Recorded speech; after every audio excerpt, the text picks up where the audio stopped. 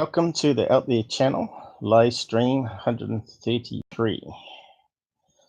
Just cue some music and do the intro. We've got John joining us.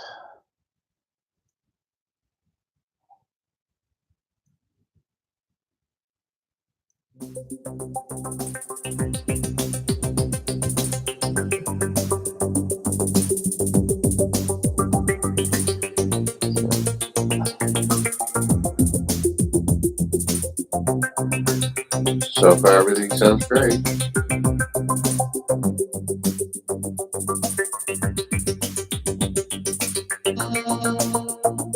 Cool. Got to watch out for the echoes.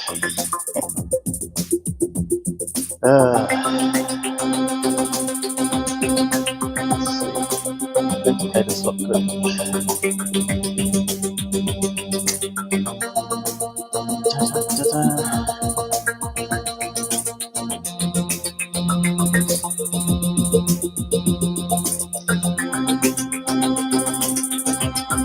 Hopefully I've got all the problems sorted out just before.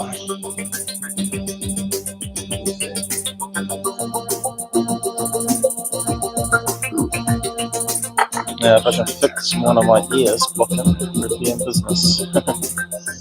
I might pop in a minute. So this will probably be a 3-hour stream, or just before it. We're going for a few topics again. If I can get my brain around it all.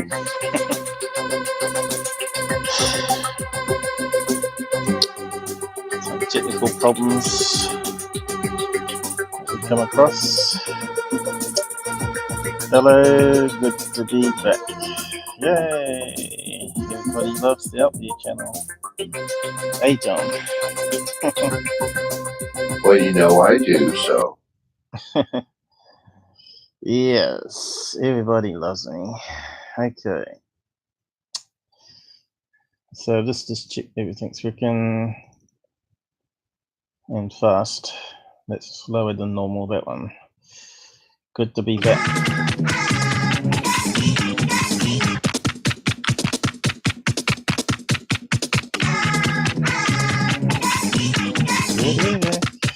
Okay, that's working. Took a while to launch it though. Let's see if paint.net starts up.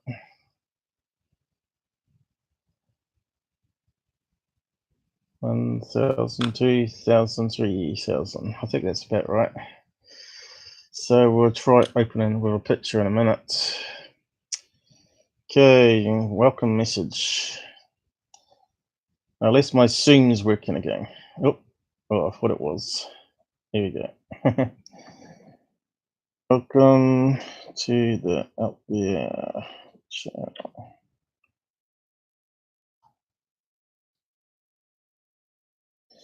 Hopefully I got the number right on the end. I didn't check that. I think I changed it to 133 because I copy and paste, you see. So I do make mistakes occasionally. How's it going, Renee? And that's best. Hi, Renee. Who we got else on here? Eric. Erica Casimira. I think she may have been on once before. So now we got time zones to suit more West Coast America, California, Washington, Arizona. So what's the time there at the moment, John? It is now 8:08 p.m. So everybody should be nice and happy, full bellies for dinners. Probably John hasn't had his yet. And it's 3:09 here at the moment, as you can see in the taskbar. So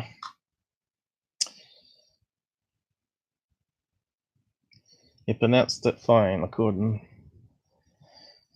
Well, you speak Spanish, don't you, John? I do indeed. Yeah. You used to work in a call center, you said, didn't you? Did you have to talk Spanish on that? Well, I actually lived in Spain for several years and learned the language forwards and backwards. So I'm very fluent. And yes, I did work in several call centers for All right. 15 years speaking exclusively in Spanish. Oh, that's So, good. My ears just yeah. popped. Yep. So, what other languages have you got then? Just those? Portuguese, Italian, lots of Latin, obviously, because they're all based on the Latin root. Mm. Spanish, obviously, and I don't know, you just kind of go from there. Why did you want to learn It's Latin based. Why did you want Go to ahead. learn Spanish for? Well, I didn't actually. I took it for 4 years, all through high school, got straight F's, completely flunked it, Sounds didn't like me. remember any of it. Yeah. And then when I became a Mormon missionary, they sent me over to Spain. I had no choice where they were going to send me. They sent me there and they said, "You did great on your language skills, of course." So I thought you there were you go. non-religious. I am now. You saw the light. Oh, in a very big way, yes. Yes. Yes, I had. Praise Jesus and pass the hat, pass the hat, pass the hat. Yeah. Well, a lot of those Christian preachers in America have their own TV networks and mansions with 100 bedrooms, so they're doing pretty okay at a religion. Absolutely. So yeah, it's better minimize that and kick off the show. So yeah, that's a wee bit about John. You've seen him on the side before, but he doesn't like showing his face too much nowadays. And we're still yet to get that working on this new setup we've got here, Windows 10. So we're going to talk about, first of all, this quantum computers. Now, you've probably heard of the D-Wave. There it is there. It's a quantum computer. I think CERN's got one. I think maybe Google's got one. And it uses these chips, which I'll see if I can make sense of it all. Seems to me no one really knows how they work. So the crazy thing about a quantum computer, from what I read, is it never gives you the correct answer. It sounds like something from Hitchhiker's Guide to the Galaxy. You know, the answer is 42, and the crash land on the planet Earth. So I'll just go over that in a minute. Apparently, you got to run the calculation at least 3 times and choose the best answers as being the correct one. It can sometimes give you the second best answer or the third best answer. So yeah, they're saying it's using quantum entanglement and stuff, but I think they really don't understand it. Well, they really don't really understand their own computer, how it's working. But what you can do is you can think of a quantum computer as a processor that runs in parallel. It computes in parallel, while the conventional processor works in series, where it sort of loads register A, and then register B, and then adds them both together and gives you a result, which then you can store elsewhere or print it to the screen or whatever, or send it off to a port, which might be a printer or something like that. So the first one is, will quantum computers eventually replace classical computers, which means currently what we're using at the moment, which is using binary 0 and 1. So classical computers, see what they say here. No, not anytime soon is the first response, and certainly not the way you may think of it. First, quantum computers are still a long way down the road, the problem being the engineering, not the theory. You may see systems emerge mostly likely designed to solve a very specific problem, and some possibly programmable to a certain point, like D-Wave, but do not expect this to be your desktop or laptops, so don't expect it to be in a chip on your computer at home. These systems will live in a remote facility or in a cloud. So currently there's, who did it? Google? They've got one in the cloud. I think it might be Google or Microsoft. I'm not too sure now. I'll find out in a minute which one it was. Apparently, you can actually send calculations off to the quantum computer on the cloud, and it will return the results. Why is it important, in my view, for quantum computers? Whenever they truly materialize to be designed for interoperability with classic systems, cloud web services. So yeah, what probably will happen is eventually you'll have a dual systems, what they're saying there, where if you're playing videos, you'll be using the classic chip, and if you want to do really high encryption or encryption break-in, you'll have like another chip on the motherboard, which is a quantum one, if they ever shrink it down, is the thing, and get around the power thing, which, you know, more power makes more heat, and the heat is the problem. So let's just keep going down. Law of thermodynamics. Any classical circuit can be designed in theory as a quantum circuit with Teflonian gates. But yes, yet few extent quantum algorithms limited the beneficial uses of quantum computing in practice to a niche applications that your iPhone or laptop don't really need. For most computers, a quantum computer will only be as fast as a classical computer or slower. So it would be most useful as a auxiliary unit, which is basically what I just said. So there's a close-up of this CPU. But apparently they have, I'll go over the design of it in a minute. Okay. Look at all those pins. Huh? Yeah. A quantum computer is something of a misnomer. Quantum computers perform a set of specified operations. I usually use the analogy of a floating point unit. A good analogy would be graphics chip. For certain computations that can outperform a classical computer, but that doesn't mean that I want to move all my computing there. So maybe improve 3D graphics, because you do a lot of real-time calculations, you know, for modeling. Thus, if a quantum computing is viable, I expect we'll see quantum computing co-processors in classical computers. So everybody's saying the same thing here, which is good.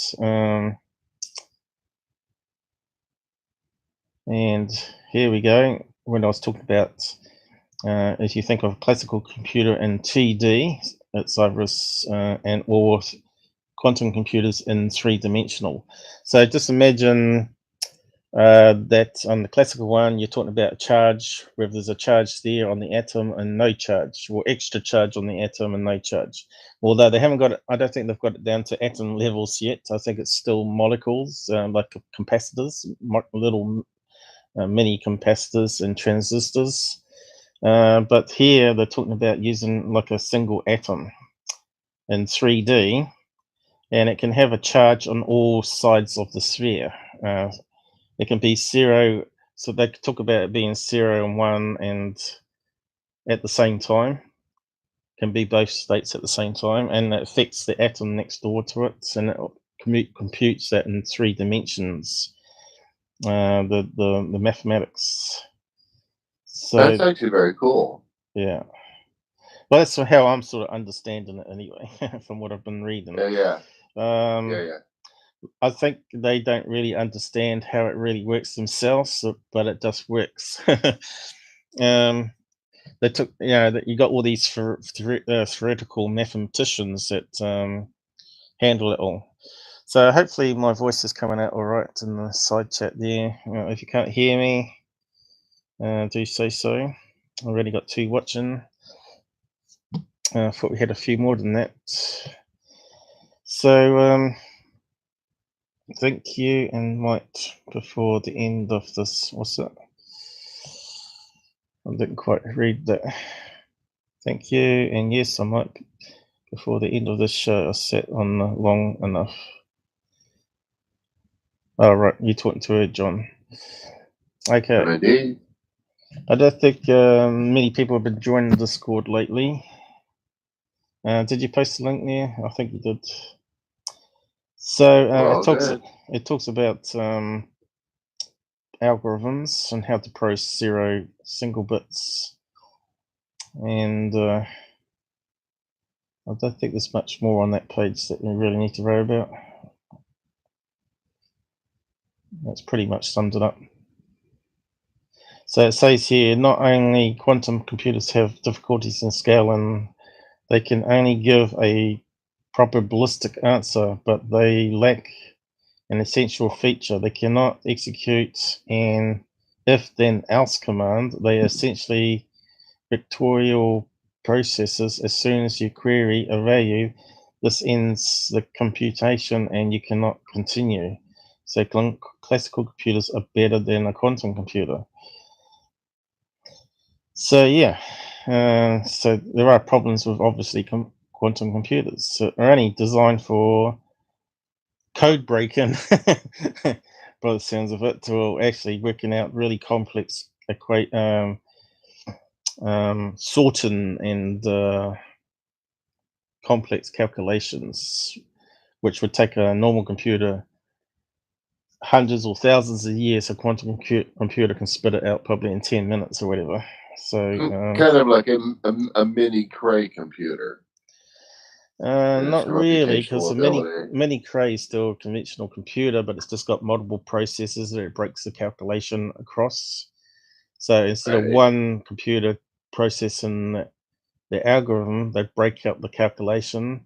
So say if you're going to break encryption, say on a Cray computer, you got 100 processors, right? And each of them are given a certain part of the alphabet to try and break the password. So the first computer tries A to Z lowercase, and the next CPU tries A to Z capitals, and the next one all the strange characters, and then the next one will be a mixture of A and capitals, and the next one will be letters and numbers, and so on. And eventually, one of those will get the answer. So instead of one processing it, which would take hundreds of years, Cray with 100 processors will do it in 1 year. So, but that's why they keep increasing the number of bits on passwords, or making sure you got longer passwords. The longer the password you got, the longer it takes for a computer to try what you call brute force, where it tries different combinations of things until it matches. Now, as you know, passwords are not stored in plain text on computers. What happens is you type your password in, say John is your password, John 101. It converts that into an encrypted password and then stores that on the database. So when you log on and type John 101, encrypts your password and then matches the encrypted password to the one stored in the database. So if someone hacks the database, all they get is what they call the hash password. It's already been encrypted, and there's no way they know what it is. All right, that makes sense. And same with your email. So they use it like a check. They encrypt it in memory, and then they load it from the database and do a compare of the memory one with the encrypted one. So we actually had to do this in university. We had to do it all on paper and pen. We were given an encryption example. We were given an encryption string, and we had to decode it and find out what it said using all our techniques that we were told. Now, if we did that in university, you can imagine what they do in NSA and whatnot. And if you watched, if you ever watched Snowden, the movie, you'll understand why he left and did what he did, and also how clever the guy was. He was like the top code writer and breaker. So yeah, he was no dummy. So it was savant, actually. Yeah. So you can see here my new color layout. I can now see the tab, which I've got highlighted so I don't close the wrong one. So we're just going on to the next bit. Hopefully I haven't lost all my things. examples. So they're making improvements to the quantum computers all the time. What was that one there? Why is that one not scrolling? So this one's talking about all of them had wee bits of information on them, so I'm not too sure where to start, really. Google, IBM, and a handful of startups are racing to create the next generation of supercomputers, quantum computers, if they ever get started. So the quantum computer will probably be good for weather analysis, earthquake predictions, anything where it's got masses of data and it needs to process and get a calculation at the end of it. But it won't be any good for saying that you want to watch a TV show on your computer. So it's no good for that sort of thing. It's more specialized. It's processing images from NASA and all that sort of stuff. So anything where you got large volumes of data and it's going to take thousands of years to process it, now they probably could do it within a few hours and have a computer model spit out at the end of it, have a rotating planet or whatever. So that's why they're saying it's called a supercomputer. If they ever get started, will help us solve problems like modeling complex chemical processes, and our existing computers can't even scratch the surface. But quantum future isn't going to come easily, and there is no knowing what I'll look like when it does arrive. Like at the moment, what it does look like when it arrives. At the moment, companies and researchers are using a handful of different approaches to try and build the most powerful computers in the world has ever seen. Here's everything you need to know about that quantum computer. What is a quantum computing? Quantum computing takes advantage of strange ability of subatomic particles to exist in more than one state at any time.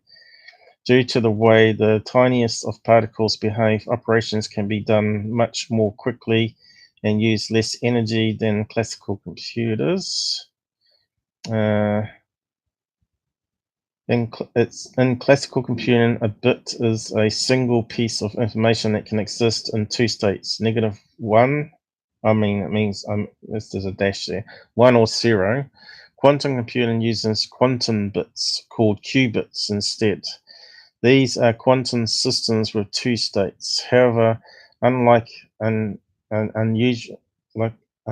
usual bit, they can store much more information than just 0 and 1 because they can exist in any superposition of these values. So again, the superposition means three-dimensional. Right?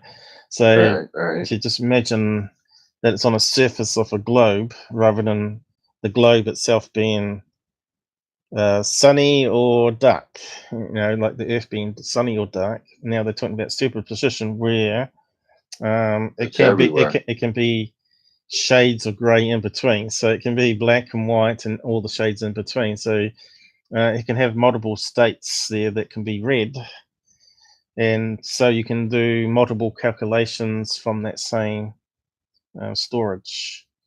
Like you can get two qubits together, and it automatically will work out all the different combinations of shades of grey. So we'll just get there. We've got some more examples coming up.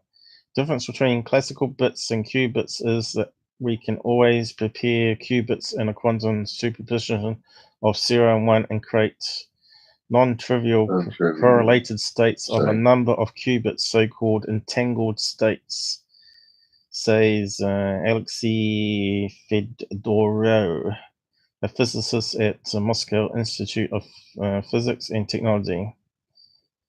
A qubit can be thought of like an imaginary sphere, which is what I've been talking about, whereas a classical bit can be in two states and at either of the two poles of a sphere. So they're using poles, north and south, which is another good one to use rather than day and night. A qubit can be any point on the sphere. That means a computer using these bits can store a huge amount of information using less energy than a classical computer. So I guess in a way they're going to be using crystals. You know how they used to talk about UFOs having crystals to communicate? Yes. Yes. Maybe it comes from that, the idea that they may have already figured this out, that a crystal can store information in various states on the same atom, and they can read it back and store a lot more data in the same space. So how far away are quantum computers? Until recently, it seemed like Google was leading the pack, but it came to creating a quantum computer that could surpass the abilities of conventional computers. In Nature article published in March 2017, the search giant set out ambitious plans to commercialize quantum technology in the next 5 years. Shortly after that, Google said it intended to achieve something it's calling quantum supremacy. Sounds like taking over the world, doesn't it? With a 49 qubit computer, but by the end of 2017. Now, quantum supremacy, which is roughly refers to the point where the quantum computer can crunch sums that a conventional computer couldn't hope to simulate, isn't exactly a widely accepted term within the quantum community. The skeptical of Google's quantum project, or at least the way it talks about quantum computing, argue the supremacy is essentially an arbitrary goal set by Google to make it look like it's making strides in quantum, so Google's pissing off people by the sounds of it. Whether it's a arbitrary goal or not, Google was piped to the supremacy post by IBM on November 2017. So they haven't really been around that long, really. Actually, practically working model. When the company announced it had built a 50 qubit quantum computer, even that, however, was far from stable, as the system could only hold its quantum. God. Yeah, I know. Quantum microstate for 90 milliseconds, so records. So it loses its memory after 90 seconds. But far from the times needed to make quantum computer practical, while just because IBM hasn't built a 50 qubit system. So 90 microseconds. So I suppose if they can finalize the calculation before it loses its memory, I suppose it's like a charge. You can imagine a charge has got its series in one set, and then suddenly they fade. So they've got to get the calculation out before it fades, I guess. Right. So how much more of this do we need to read, I guess? That's pretty good. IBM has gone further than Google, however, is making quantum computers commercially available since 2016. It has offered researchers the chance to run experiments on a 5-qubit quantum computer via the cloud, and at the end of 2017 started making its 20-qubit system available online. So I guess that's where it is. Let's see, open it up. And what you do with it, I don't know. All right, it's just like a link to another article. But where's the link to actually do the calculation is the question. I don't see it. Seems to be mostly ads. It's disappeared already. It is. It's disappeared. It's all ads. It's automatically flipped over to the next thing. How stupid is that? Yeah, I'd make that go away. Yeah. So, yeah, where we can find where you can put your input is another thing. It owns 2 systems rather than just the number of qubits. It could be the first to build a quantum computer that people can actually use. D-Wave, a company based in Vancouver, Canada, has already created what is calling a qubit system, although many researchers don't consider the D-Wave systems to be true quantum. So this goes to show that I don't think they really know what it's doing. It's just that it gets the right answer. So I wonder if they can put in what's the meaning of life and see if it gets the answer, or does it sort of catch on fire? What is the universe? What's the point of living? What can quantum computers do that normal ones can't? Well, I'm not sure if they've got any charts here. There was a chart here I could show you somewhere. We've been through all that, so we won't read out that one. This qubit redesign may make it easier to make quantum computers. So already, when was that published? 2017, at the end of 2017. And they're already talking about redesign and how it works. The race to create superior. Sorry, guys. What are you saying down the side here? Well, we're saying nasty things about you, obviously. Yeah.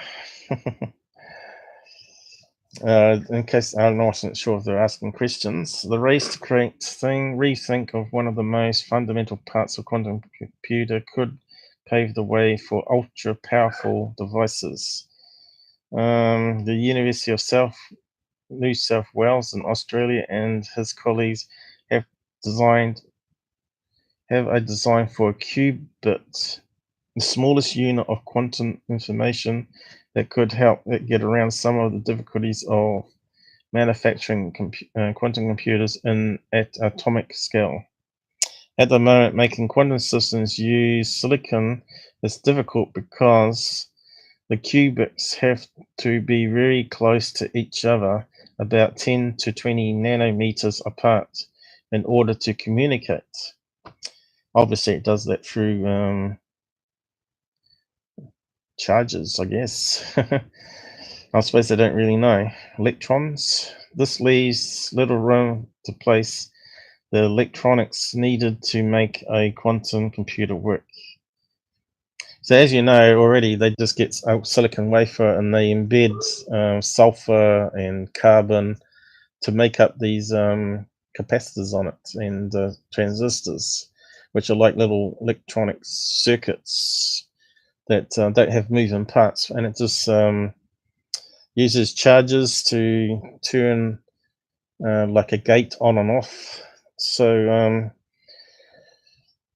they've been forever trying to get that smaller and smaller on a silicon wafer so they can cram more data on conventional computers and speed it up and use less power, because the smaller the atoms, less charge you need to control it. So I don't know how what would happen if a meteorite hit the Earth and all these people that know how all this works get killed. What would happen to all these technology? It would just simply go to dust, because there'd be no one around that understood it. Even reading books, could you read a book how to make a silicon chip and then understand how to run the factory? Probably not. You probably have to read all the manuals, and it's probably a lot of processes involved. Mining, refinery of all the materials that you need. You'd figure it out in a couple of weeks, Paul. We'd be fine. No, we're big doomed. So does it talk about here about the atom? A little room. But by combining an electron and nucleus into one qubit, Monrio and his team think they've found a way to let qubits communicate over distances of 500 nanometers. This would allow you to cram other things between qubits. Until now, most silicon-based qubits have been made from the electron or nucleus of a single phosphorus atom. The team's design uses both the nucleus and the electron of the phosphorus atom to create a single qubit inside a layer of silicon. Sounds like a sandwich, doesn't it? Qubits in silicon systems interact through electric fields, and Morello's team shows that it's possible to extend the reach of these electric fields by pulling the electron further away from the nucleus of the atom. So there you go. It's like reading the charge in 3D rather than 2D. It overcomes a couple of the major hurdles held back by silicon-based quantum system. So there you go. I won't read that more of that. I suppose I could post it in the side if you want to, but I got some better. Yeah, actually, that's interesting. It's interesting that they're using phosphorus atoms. Yeah. So as you know, I think silicon. How abundant is silicon? Now you've heard about carbon life forms. Of course. No, I have not actually. Silicon is a non-metallic chemical element in the carbon family. There you go. Right. That's why they talk about silicon life forms rather than carbon life forms. Of the periodic table, silicon makes up 27.7% of the Earth's crust and is the second most abundant element in the crust, being surpassed only by oxygen. There you go. So how abundant is it in the universe? How abundant is silicon in the universe? I guess that would be a theoretical answer based on Earth. I suppose it's 30% still. Hydrogen is the most abundant element in the universe. Helium is the second. However, after this, the rank of abundances does not continue to correspond to the atomic number. So I wonder if it's got a little breakdown table for us. Abundance of chemical elements. Yeah. Oh, here we go. It's got the top 10, is it? Hydrogen, helium, oxygen, carbon. So carbon's up there, number 4. Neon is next, would you believe? Iron, which I would have thought would have been higher than neon, but obviously not. Nitrogen, and then silicon. So silicon's not that too far below, but you can see it drops off big. Magnesium, sulfur. Didn't include phosphorus there for us, but here's the periodic table. I'm not sure how they organized it though.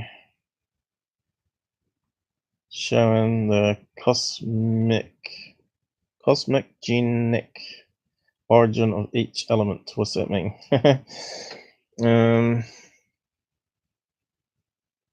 So here again, got the stupid Big Bang idea checked in.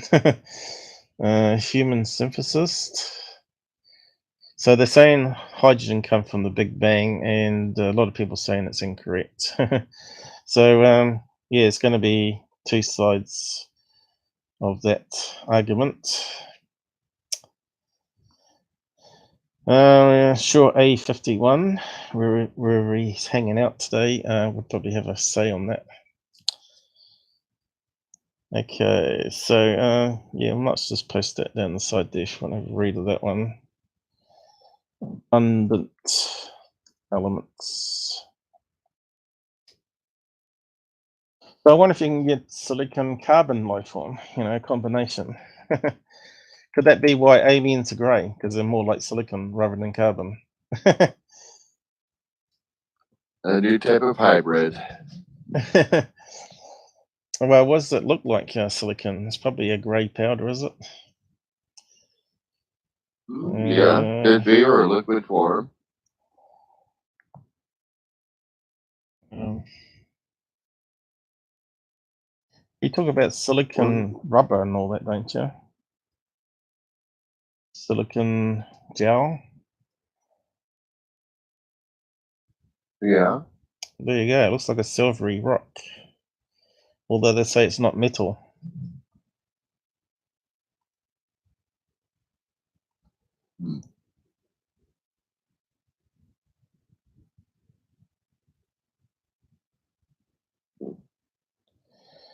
So yeah, who knows? Maybe aliens are part silicon based that people talk about. They may not understand. What is the mantis? That wouldn't be green, would it?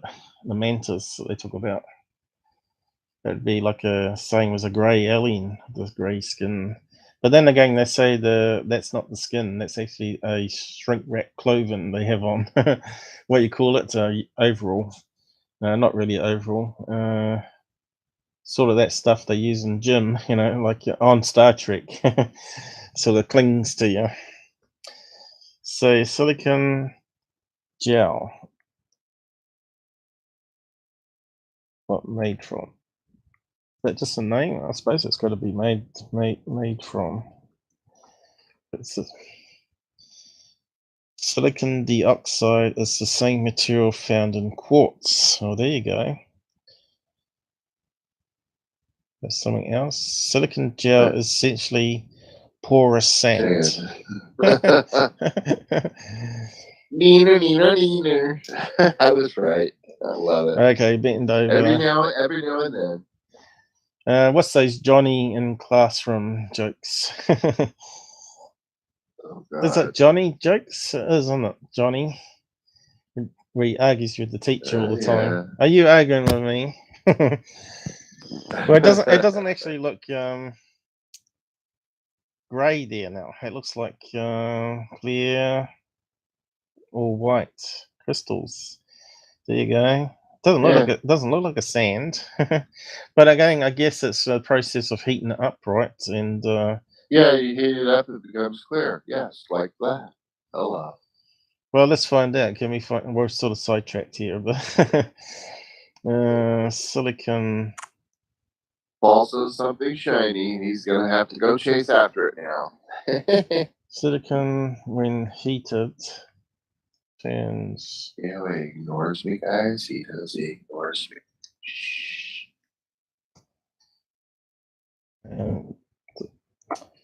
Let's see.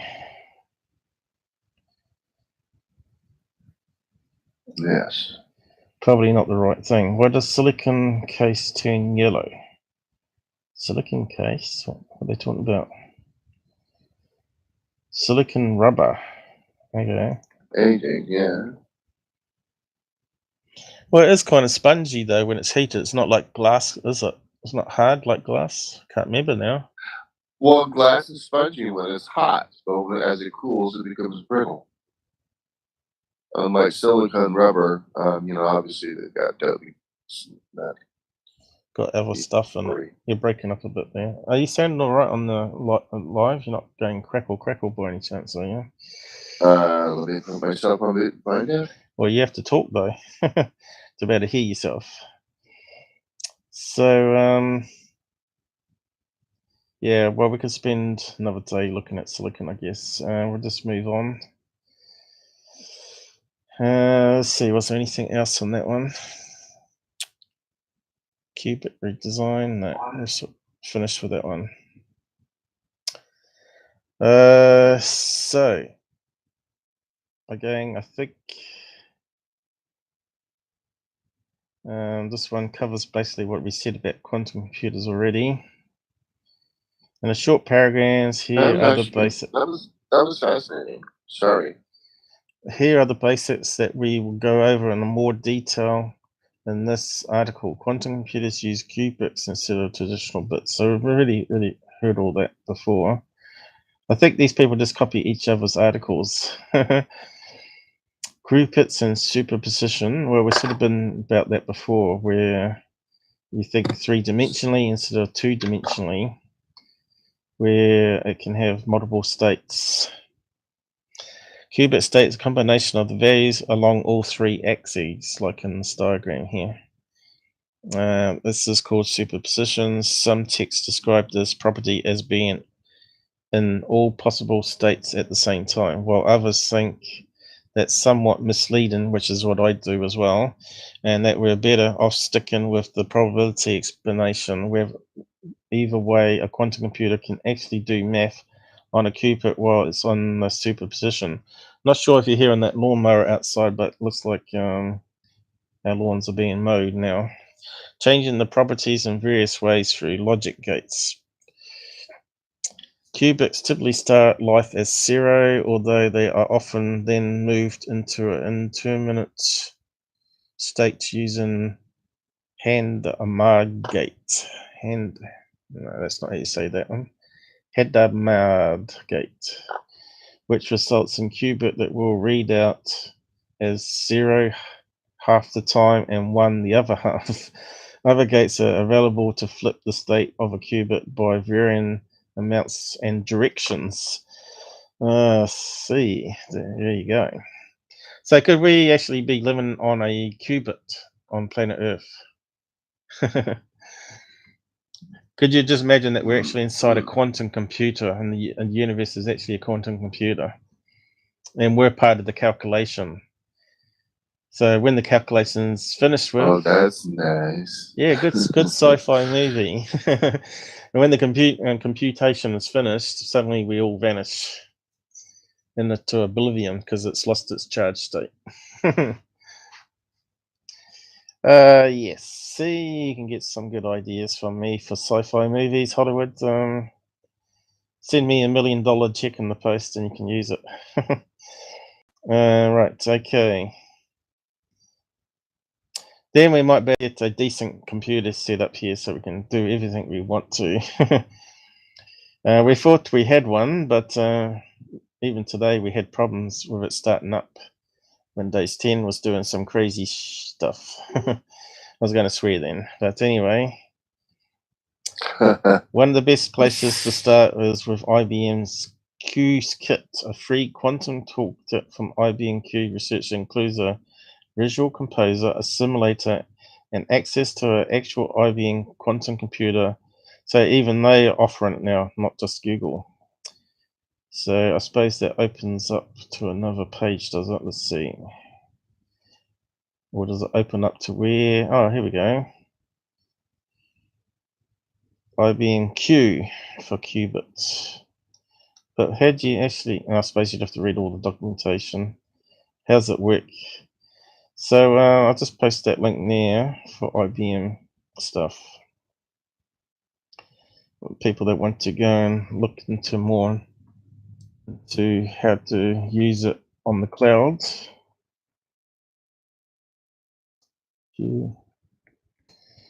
Information might be there on those links.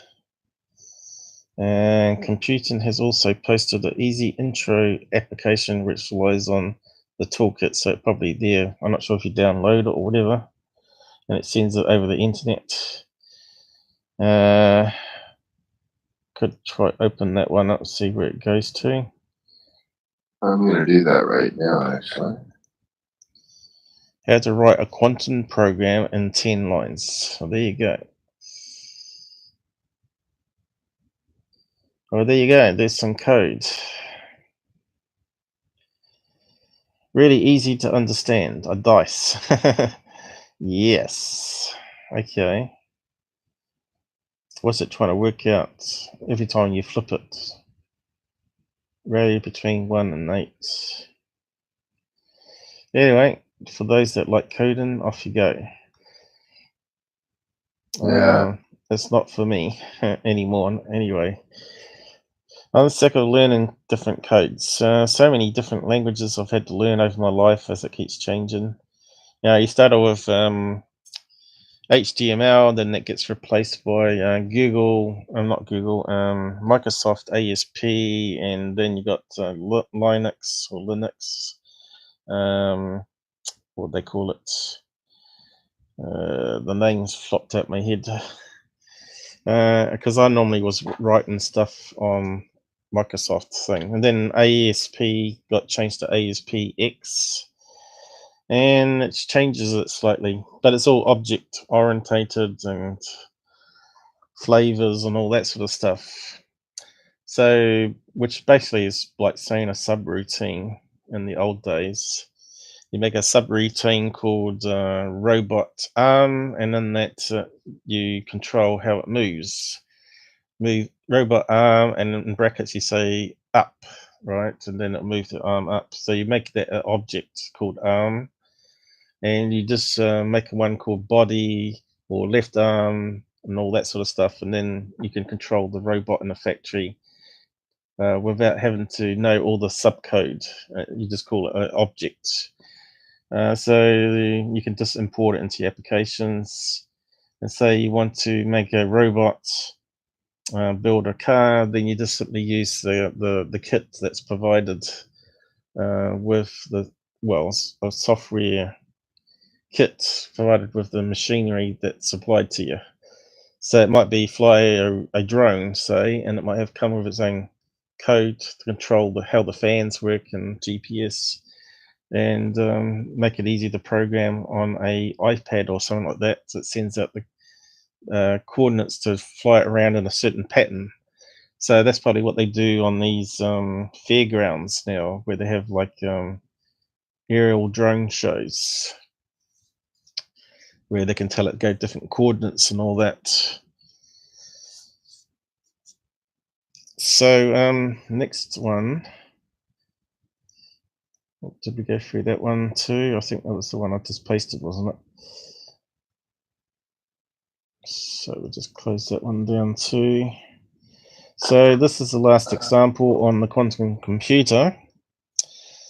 So this one's probably the easiest one to understand because he gives examples how to process an algorithm, or calculation I should say. Basics. I can't quite see what I typed there. Have I got double I or something? Basics of Q.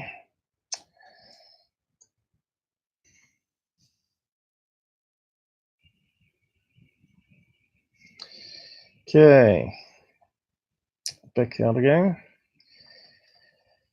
So this guy got his information from D-Wave Systems, and we'll just go through it. It's not too long.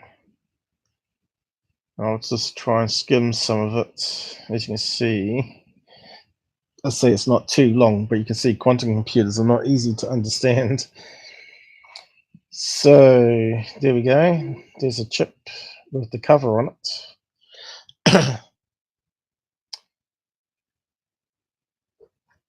The other day I visited D-Wave Systems. Yep, Vancouver. We know that.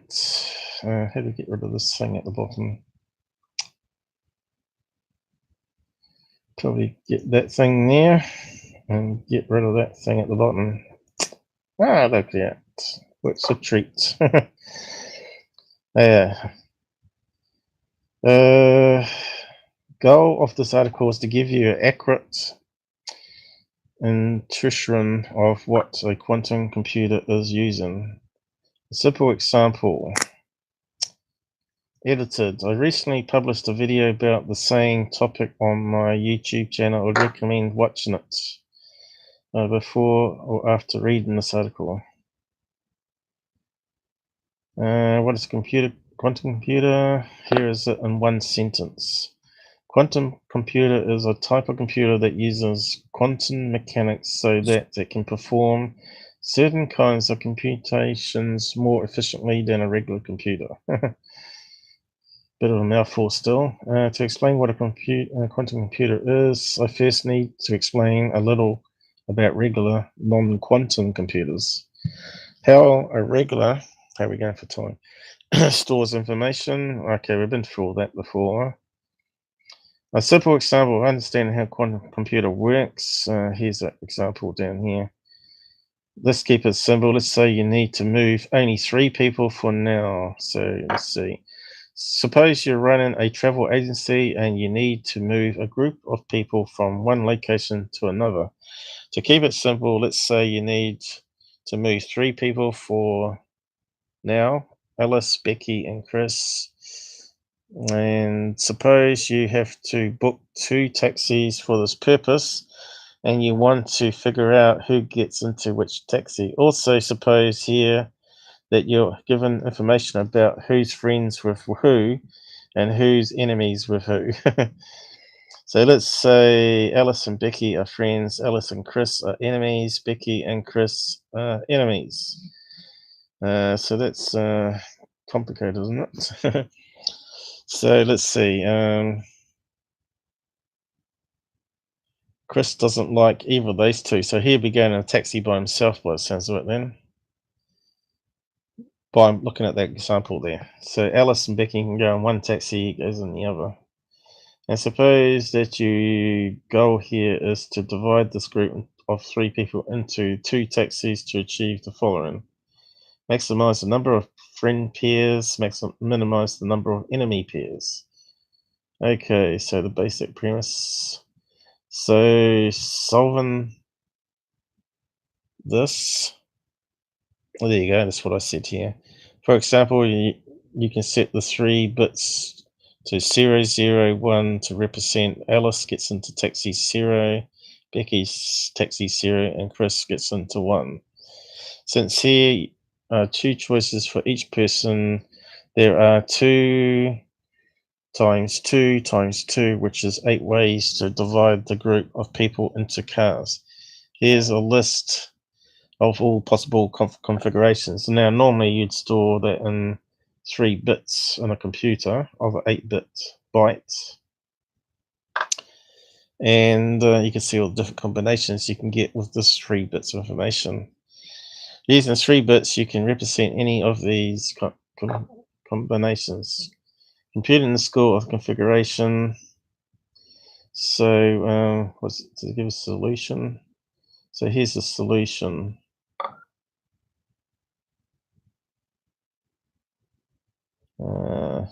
One of the best solutions, the other best solution. All right, so the 2 girls get in the first taxi, and he gets in the second one, or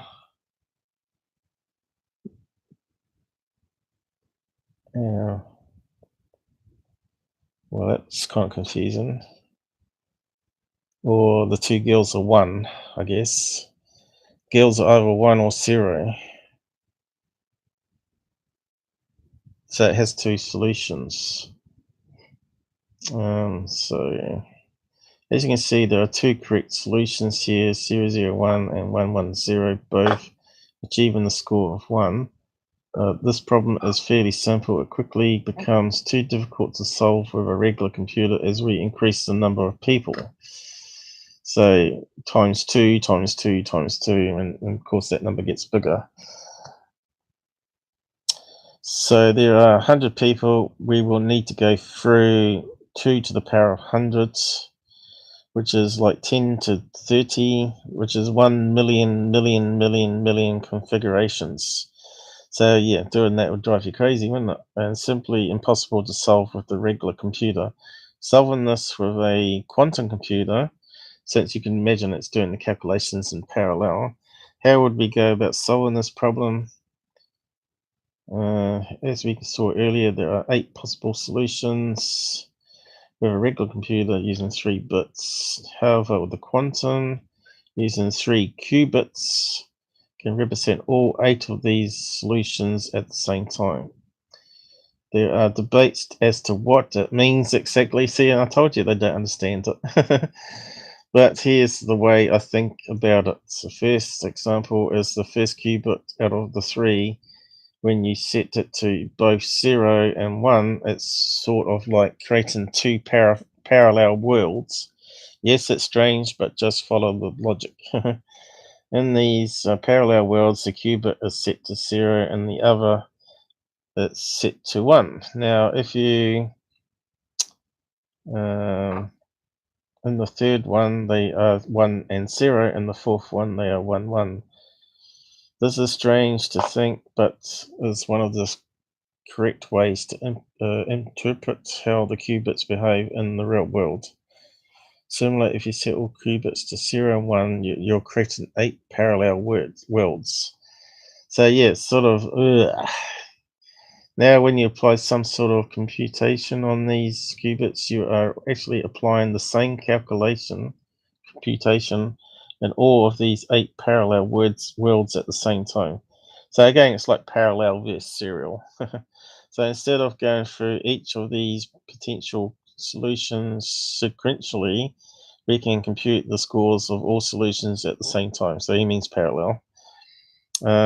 With this particular example, in theory, your quantum computer would be able to find out the best solution in a few milliseconds. Again, that's 001 or 110, as we saw earlier. Okay. So, did that make sense to everybody? Sort of. Well, it's all right. Well, here's where it gets confusing. Go ahead. Instead of finding the best solution, it might find the second best solution, the third best solution, and so on. These errors become more prominent as the problem becomes more and more complex. So in practice, you will probably want to run the same operation on a quantum computer dozens of times or hundreds of times, then pick the best result out of the many results you get. So that sounds like wish upon a star. It seems to me, it seems a bit too flaky and out there for me if that's the case. So you want to calculate 100 people and so many taxis, and it's going to give you maybe the fourth best answer or the fifth best answer, and you got to keep running it and going and going and going, and eventually it's going to give you the best answer. And then that may not give you the best answer next time, and then it might give you the best answer next time, and so on and so on. Then you got to do dozens of times and then pick the best one. Isn't that crazy? Just amazing. Yeah. So how a computer scales. When there are 3 people, we need to divide into 2 taxis. The number of operations we need to perform on a quantum computer is 1. This is because a quantum computer computes the score of all configurations at the same time. When there are 4, the number of operations is 1. So on a computer that expands, on a regular computer expands, as it says down here. 1 million, but if you had a quantum computer with 100 qubits, it's still 1 configuration, gives an instant answer. So down here, people sort of corrected him, I think. Here we go. He hasn't got it quite right, I reckon. How is it possible? I didn't understand the part on, can you explain? So, quantum computer computes the score of 2 to the 100 at the same time. I think, yeah, someone corrected it.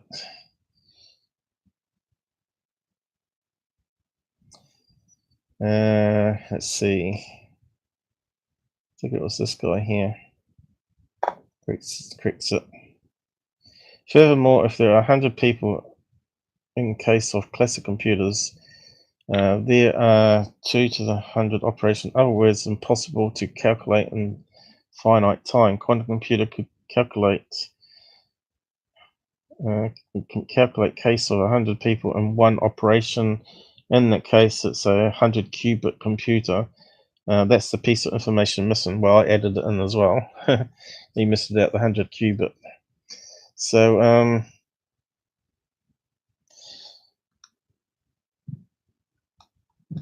that's that done for the quantum computers. It only took an hour. Hopefully it made. That's okay. Hopefully it's clear as mud now. So what's going on in the side chat? Looks like everybody's not concentrating here. Oh, we kind of are. Eric and I have a little side chat, so carry on. Nothing to see here. Move along. Everybody else is seeing it. Okay. So we were going to talk about this case here and Secureteam as well, weren't we? So yeah, as you know, Secureteam put up that Moon one, and Dr.J exposed them, but didn't expose them. And you can see here, I put multiple comments to see if they show up. You know how people ghost comments? When they block you, your comments don't show up. And my comments, I have found, are ghosted. We did some screen snapshots here, which I think anyone that sort of ghosts your comments there is dishonest. So that's with me logged in. And that's me logged in still. And that's me not logged in. and there's only 2 comments still. So if you want to go and check out Dr.J's criticism of Secureteam, he talks about being a good debunker or researcher, and he's none of those. Whoops. Where's the page gone? So yeah, I'll post it down the side here. Now, Dr.J, he goes on the Cousin Bros channel, doesn't he, a lot? He tries to help them debunk stuff and does a really poor job. But we'll just have a listen to what he has to say here, and you'll see what I mean. If he's a good researcher, he should know that Secureteam has been creating fakes from the beginning of his channel. Dr. J Radio Live. Of course, I'm your And host. guess what? It's undone the speaker thing. Even though I set it up just before the show. Da, da, da, da. Is it selected now? Dr. J, and of course, today is something different. I've come across I'm a radio host. I love ufology. I've been using YouTube to see a lot of videos, but the problem is, of course, with CGI, being an investigator now is not the same as, say, the 80s, or even before that things were corruptible. And there have been a few channels that were exposed and known hoaxes. But this one channel that this appeared on is a channel that I've respected. That's the shocking part, and that's why I'm making this video, because people that pay attention to UFOs need to know that something's fishy. And you're seeing this. I'm going to talk about it. So this video appeared on Secureteam 10, and it's a great video.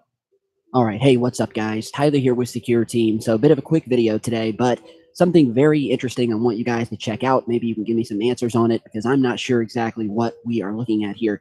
This was sent to me by a couple of different people, and I said, well, of course, this is perfect material for Secureteam. So, but Tyler said that he could spot CGI a mile away, and I took that to be true. I mean, people say something, you tend to believe it until they prove otherwise.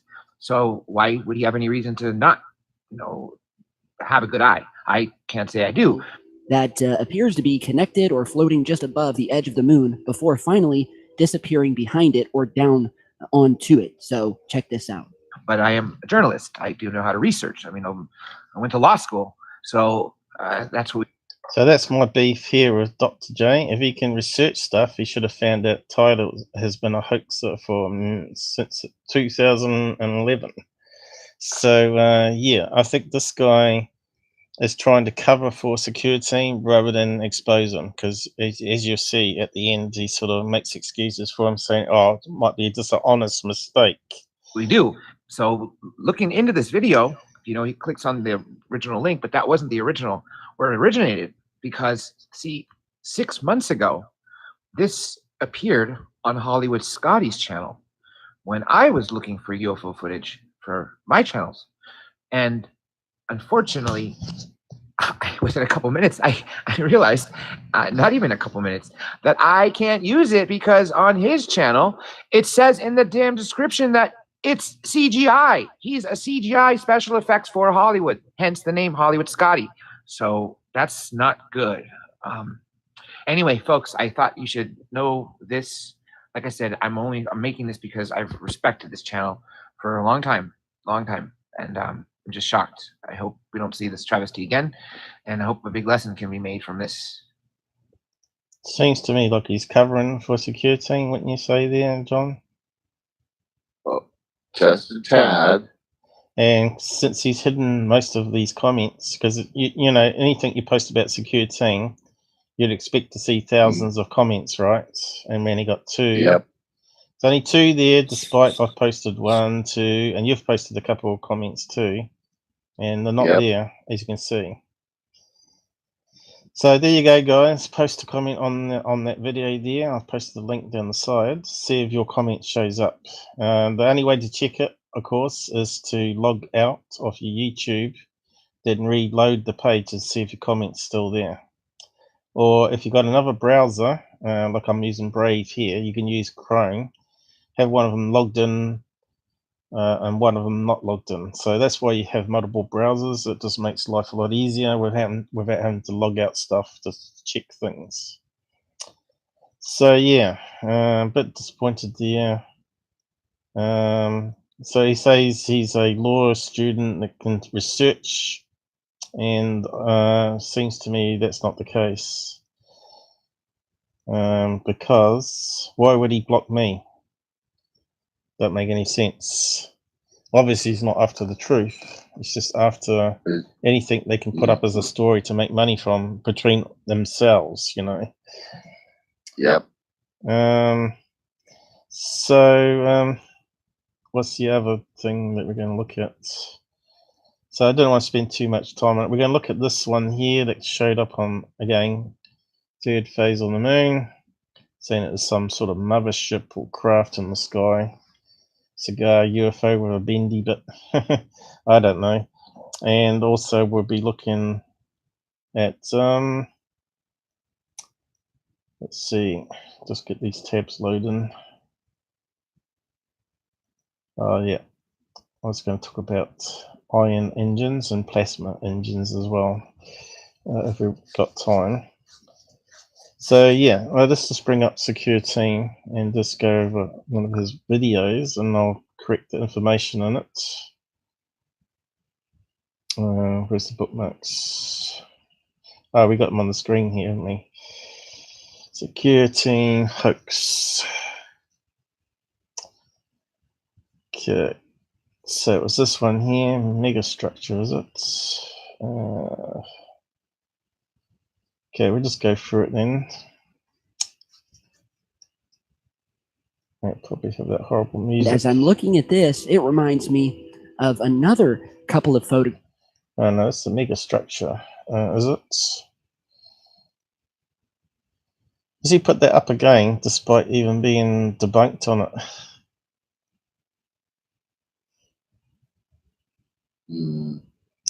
Okay, we've been through this before, haven't we? You can see here even a digital artifact where they stitched together a chunk of video. I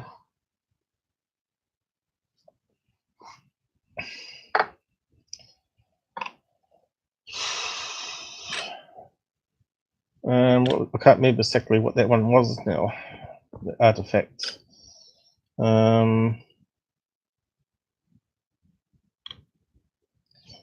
Digital error or scratch or something. I think this might be the one that we have a look at. About Mars, isn't it? Oh no, that's the megastructure one again. Where's the one about Mars? Has he got rid of that already? Hang on. I didn't see it in the list. Oh, it's up. I must have gone down the line. Here it is here. Something big, fast, recorded under Mars. That's the one I want. So just go to this one.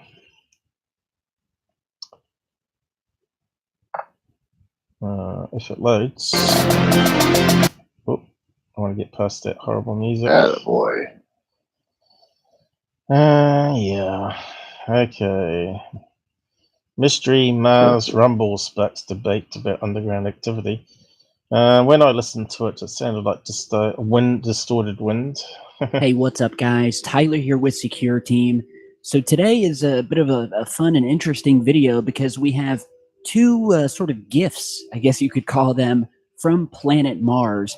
Two different things that were just recorded on the red planet that I think speak highly to the theory that Mars, although masqueraded as the sort of red dead planet, and that it's basically just a dormant floating rock out in space. Instead, and as the evidence has shown over the years, at least in my opinion, this planet holds many secrets, and that very well may be inhabited as we speak, with activity happening above, but more importantly...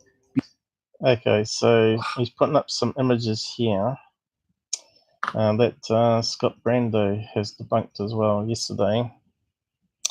UFO interest. And we've covered this one before as well, but we'll just recap it. So the little speck that you see in the sky. Looks like you might have put up something else here. The Great Researcher is busted again. Lions Ground. Okay, so probably the best UFO video. Nope. CGI video. Not that one. What's that one there? The Faken hoaxer. What's that about? Great news, YouTuber and CGI artist. The Faken hoaxer opened a new channel sharing again his old videos. Why is that good news? Sharing fakes. Maybe you can use it as a reference, maybe to say, well, this is where it's come from. So he's put up a few more things here. So what do we got here? Stupid lens flare, is it? Did a man photograph UFO floating in the sky? No, it's just lens flare. Okay, so we're looking at this blob here. That type of Mexican hat thing that we get for lens flare happening. Although that's not a really good one, is it? But it looks like one of those blue, not blue dots, what do you call it, aquamarine dots in the corner there. There you go, there's a Mexican type hat that you get. Well, it looks like a water droplet that's gone into a pond and it goes upwards in the corner here. There you go. That's a UFO, man. No, it's not. There you go. Whoop, zooming out.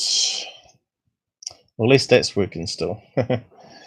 We had problems with that. That's why we had to reboot the computer before we started the live.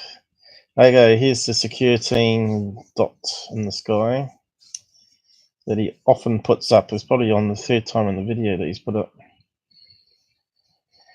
Hoax promoter Secureteam tried again to fool his audience, sharing old fake UFOs, anomalies on Mars. This image was still of a attached video created in 2012 using a raw image taken by NASA's Curiosity. And here it is here, using the emanated gift. So, as you know, the Curiosity rover had twin stereo cameras, and that one's instantly debunked because the spec's on one camera but not the other. So it's not actually in the sky. So it's alternating between the left and right camera, and you can see the spec shows on one and not the other. And it's just a piece of dust that blew in the wind and got stuck on the front of the camera. So there you go. You got to be careful of people taking stuff out of context.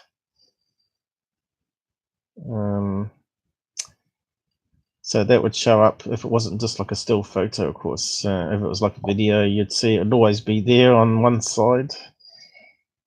So that's one of them that is debunked. I think that's probably all we need of Scott. And obviously something else here as well that he put up on that same video.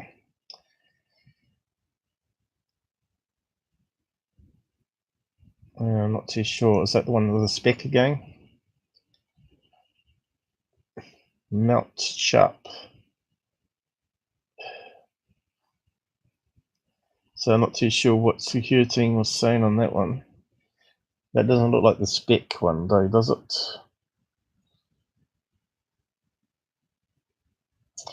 Anyway, maybe it's in the video, so we carry on. Yeah. Okay. Below the surface, and I'm going to show you what I mean here in a second. So we got two things from planet Mars, one above ground and one below. Now one is a little bit more mysterious than the other, but they're both really cool, and I wanted to show you guys this first.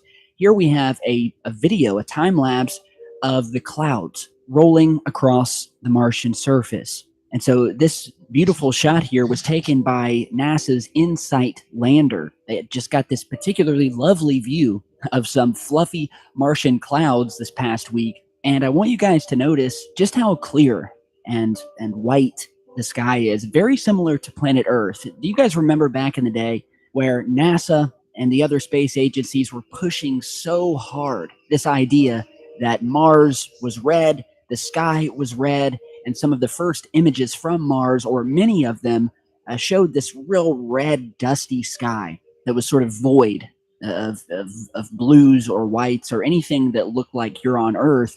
Okay, I'll stop in there. Apparently Mars color in the sky changes throughout the day. Now, if you did some research, this butterscotch one is one of the phases in the day. So we just did a Google search, and it talks about the colors. Mars sky turned violet by a water ice cloud. There you go. Close up on Mars sky at sunset. You can see that the sky color changes depending on what's in the atmosphere. So here's some images here. There's the butterscotch one. Mars sky at noon as imaged by the Mars Pathfinder. Mars at sunset as the sun's going down. Obviously it's going to get grey looking, isn't it? And Mars at sunset again, but it hasn't got one at sunrise there. I didn't see a sunrise one. Was there a sunrise? We've got midday, we've got end of the day, sunset, sunsets, and sunsets. So you can see dark grey, dark black almost, and browny black. We've got a dog woofing next door. So is that the one where it talks about the colours? I've got a couple here. What makes Mars sunset different from Earth? So he's got emulated gift here, has he? Oh look, changes as the mouse goes over it. Okay, not that one. Let's see. Does Mars have a blue sky? Okay.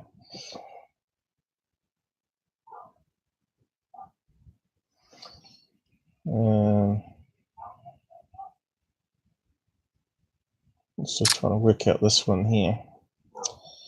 Close-up image of a sunset on Mars. We want sunrise though.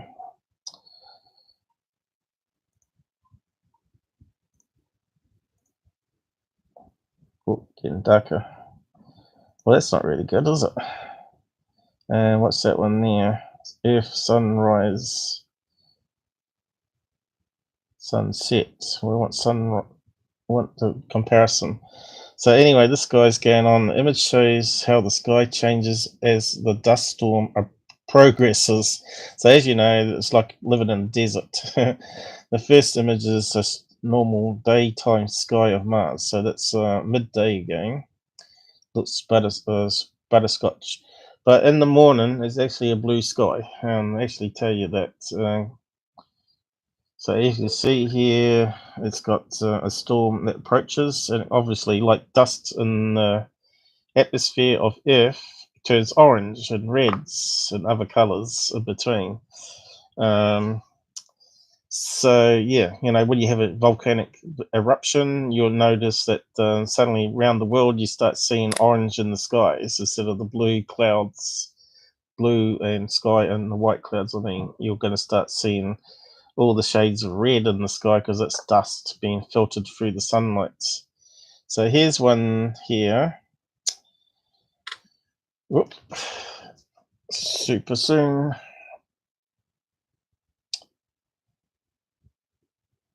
You need to watch out for white balance photos. Sometimes it's very obvious, but sometimes it's more subtle, and information about the white balance gets lost as the image is copied from site to site. So for instance, it's not a kind of intense blue, but looks like it might be a real Mars landscape, but The rocks are clear and easy to see with lots of contrast. The lightest colors in the picture, for instance, the highlights on the rocks on the left are almost white rather than a muddy brown. So this is what happens when you correct the color balance. It turns into a Mars butterscotch landscape fawn, almost a blue gray color there.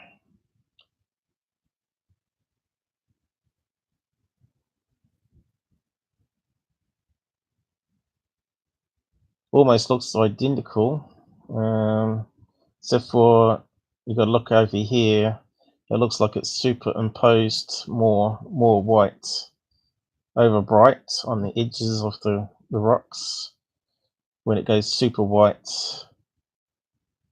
here, those ones there, you can see I dulled out a wee bit. Just that little slight difference in the contrast of the rocks makes the image look totally different. So as you know, we can plug that into paint, and we can change it to any color we want just by mucking around with the color picker. So you got to be careful with websites that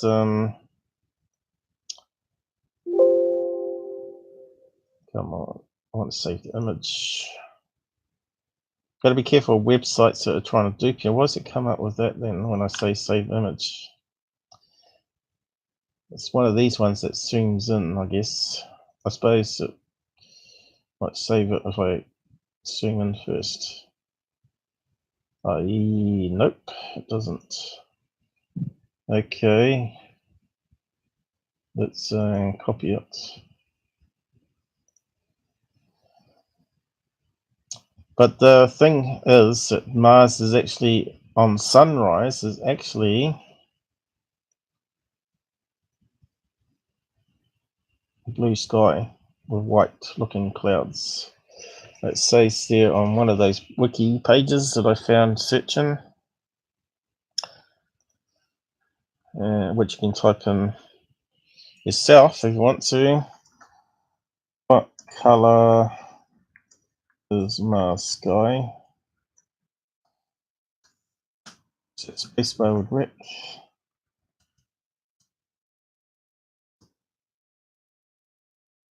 And here's your thing straight away. The normal hue of the sky during the day is a pinkish red. However, in the vicinity of the setting or rising sun, it's a blue. This is the exact opposite of the situation on Earth. However, during the day, the sky is yellow-brown butterscotch color. On Mars, Rayleigh scattering is usually a very small effect.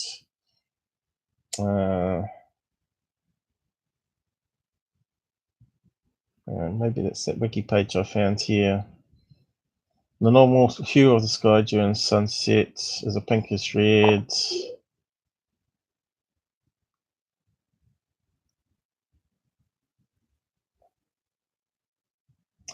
So you get all these conspiracy sites or conspiracy videos saying the true color of Mars. As you know, they can just play around with the settings and change it to whatever they want to make a conspiracy up. What color is the star on Mars? The color in the sky of Earth varies greatly depending on things like the angle of the sun, temperature, altitude, and dust levels. Mars isn't much. Well, there you go. That's basically what I was saying. So someone's backing me up here.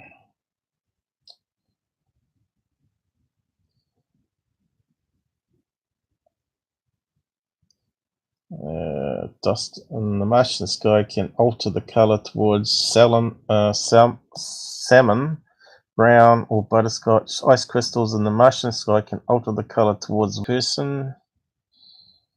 He says he works for NASA, so there you go.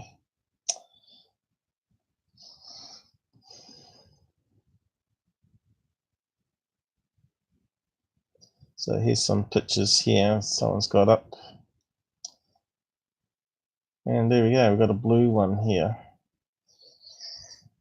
Now, if NASA was covering up why they've released this picture of the blue sky and also the video that Todd is currently showing, if they're going with the cover-up, they would make sure they released it with the artificial colouring, which we can do ourselves as well. Just simply putting it through Photoshop or whatever you want to. So what color will you want Mars to be? That's a good question. So you got various things you can do here. You got the color curves. And you can change colors with the flip thing. And there we go. We've suddenly got more of a pinky soil straight away.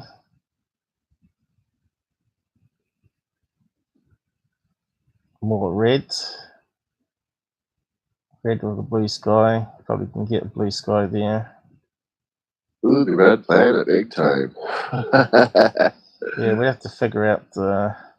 Well, there you go. It could be a blue soil. That looks pretty cool.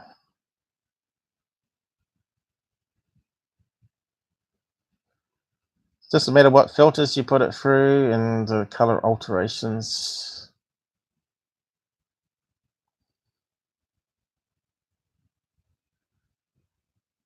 Could make it green as well, so there's actually fungus everywhere. Green Mars, but you'd have to play around with it a bit just to get it right. NASA's covering up. They got grass growing on Mars, you know. That's how stupid some people that they believe that. Also, you got contrast. Yeah, you got darkness, lighten. So if you lighten it up, it'll get more brighter, of course. Like so.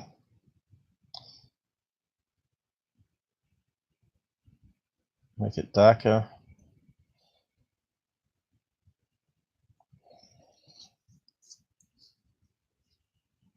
So yeah, and then you got your basic adjustments as well. Brightness and contrast. So if it's too bright,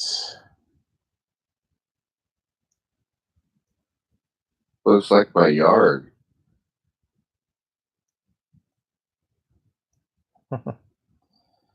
what desert?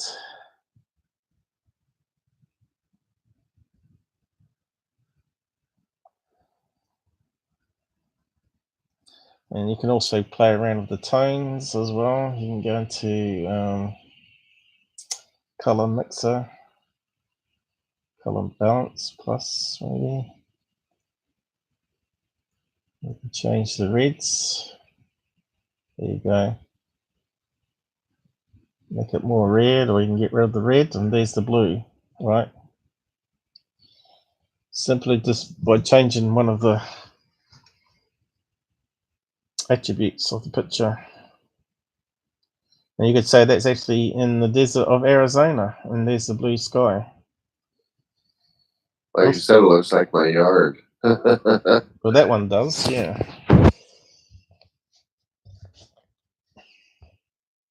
So, hello, One Life Man, what's going on?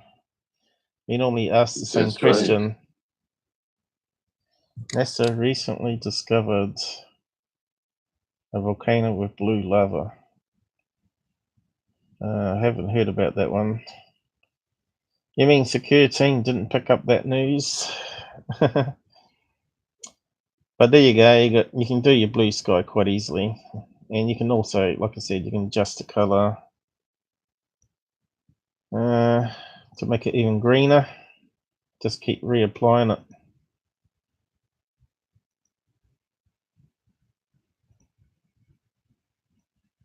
It makes it really blue. Blue, blue, blue.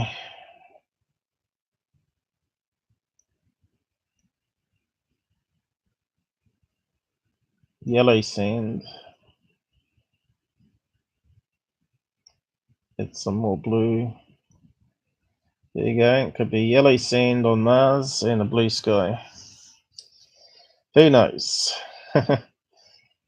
Anyway, it was fun playing around with it. So any of these could be adjusted to whatever you want to, and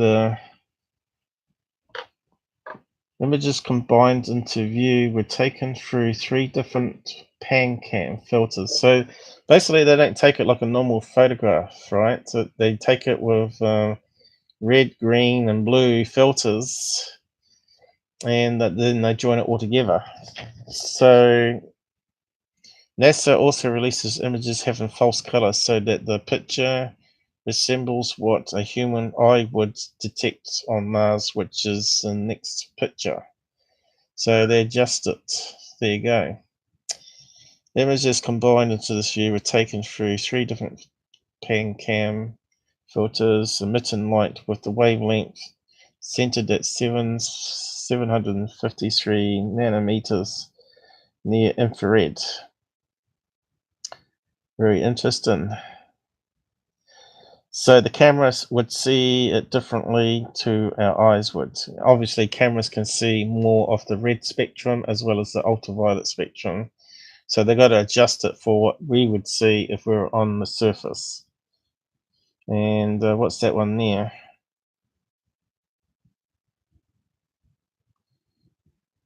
Again, it looks like they're changing the balance to what the camera got and what the eye would see. Hope that clarifies the color of the Martian sky varies between butterscotch to shades of blue due to the combinations of factors. Oh, okay, that might be different. Same scene, but different times in the day. Obviously, if you get a sandstorm, it's going to be different amount of water present in the Martian atmosphere. So there you go. They admit there's water. Cover up. NASA emits water on Mars.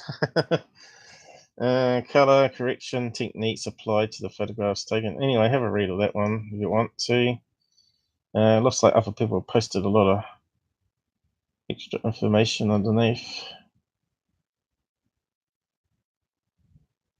Anyone that's working with Viking land images should be aware that these were 4 different cameras involved and that each of these had a set of 3 color filters that were used to make the color composite images. Since the spacecraft were to be heat sterilized, normal gluten photographic films could not be used. Instead, relatively novel at the time interface filters were made in Viking project histories where you will read about theories and gamma radiation from the radiothermal generators altered the characteristics of these filters, which I won't argue with experts, but the original calibration data for these filters are still available, and these data agree nicely with what I found from the image data.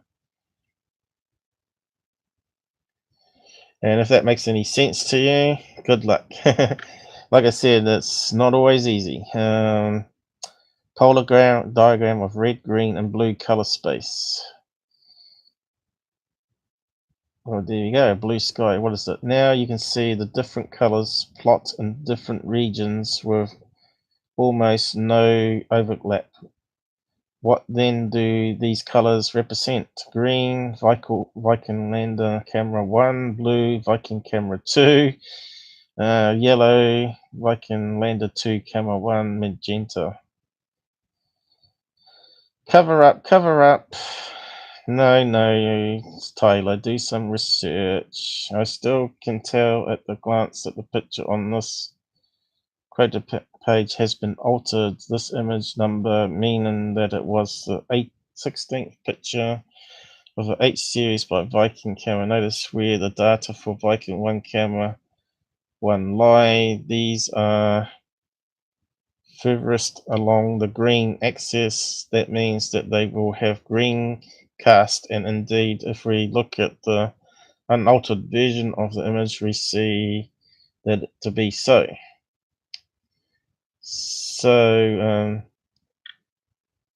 That's with the filter, that's with it corrected.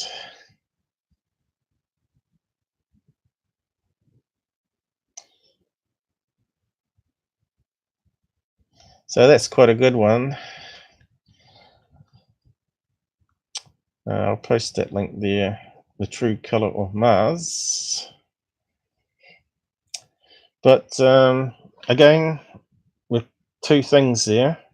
Depends how the camera, what type of cameras and filters they're using on the spacecraft. And two, depends on the time of day, amount of dust in the air, amount of water in the air can change the color of the Martian sky. So Mars color. Hopefully that's debunked now. People won't saying that NASA's covering up. Obviously it's not, because they're showing you images here and it's from NASA people and other PhDs, I guess, or photo experts anyway.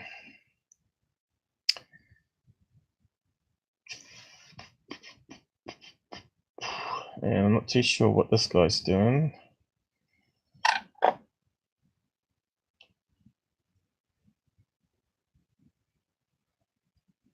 Use this sundial to calibrate the colors. There you go. So green, blue, yellow, brown. So what's that say there? Uncompressed color, natural color, and white balance color. So that's what that guy was saying before. And you can make bring out stuff by making it lighter, but it changes the actual color. So what I guess what they've done here on the video that Tyler's got, so I'll post that one too.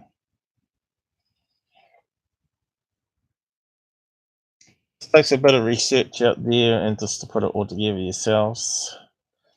So it's on that tab. And here's the thing. It's coming up, so we'll just carry on. And then they had some photographs slip through that I guess they forgot to edit that showed the true color of Mars, more importantly the Martian sky, which has beautiful shades of blues and grays and whites, and looks very similar to planet Earth. Now, my only guess that the reason they'd be hiding this is because they don't want us to know. Okay, this doesn't look like it's on Mars, does it? That looks like it's from planet Earth here. He's talking about Mars, but he's actually got a video of planet Earth here, because that's the Milky Way. That Mars may very well have more of an atmosphere than we know about, and is still much more like Earth than they are letting on. And so now, over the years, they've kind of just let it be that it's obvious that the skies on Mars are not this deep orange or red. They look very similar, if not identical, to planet Earth. And so we have this new video here showing that, which I thought was really cool. And then more importantly... Okay, so this is the new video. It doesn't really look blue, does it? So it looks like what we just seen with the whites and grays and browns. Goes to this theory that not just me, but many have, that there is definitely underground activity happening underneath Mars, because although Mars, granted, is likely covered in radiation, something happened to it. It used to be another planet Earth, and studies are showing this every day. Here we have a report speaking about how Mars used to be covered with oceans and rivers and lakes twice as wide as Earth's. Other studies showing that the rocks and the other features of planet Mars are proving that it was once basically another Earth before something major happened on the surface that wiped everything out. And so the theory is that whoever inhabited... Okay, so it's only guesswork what it looked like millions of years ago, whether it had an atmosphere, whether it had clouds. We don't really know.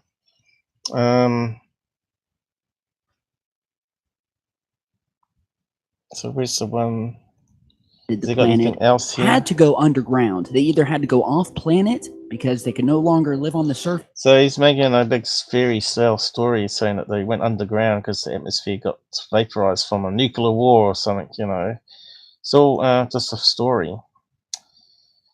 Now he's talking about this being a tunnel entrance, some sort of blurry, low pixel. You can see all the individual pixels here. You know, we've looked at pictures like this before on many lives before. Obviously, it's just possibly like over here. See this over here on the same picture? Does that look like it's a tunnel entrance here? No, it just looks like it's like a different color sand, and that's probably just some colored sand as well there. And that's sort of gone down a slope of a mountain here. It looks like on a slope going down. And you can see the white stuff coming underneath that one. So it looks like it's sort of slid down there, and it's getting lighter here, and it's lighter over here. So obviously this is slid down. How they can say that's a tunnel entrance, I don't know. Just crazy. Where he gets that information from, I don't know, but some other conspiracy site, obviously. And well, before I think you just got to apply your common sense, right? Do your research. Okay, so he's talking about this strange sound they recorded, so let's have a listen, I guess. And what's silly, he's added music in the background, so you can't actually listen to it. Is it loud enough?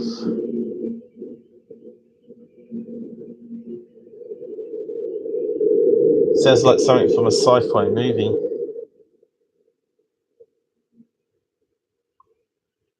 There's some sci-fi.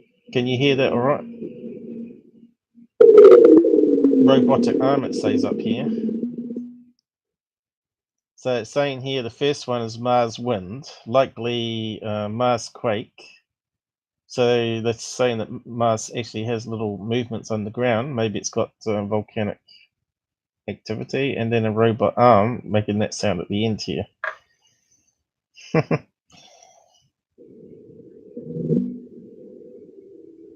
And it sounds like the harmonics have been shifted in it and reduced, and that's why it sounds like something you get from one of those 1950s sci-fi movies. So let's play that again. I wonder where you got it from. Have we got a link to it, maybe, so we can play it naturally? You'll be lucky. Yeah, let's hold that front, shall we? There's no link to it, so where you got it from, I don't know.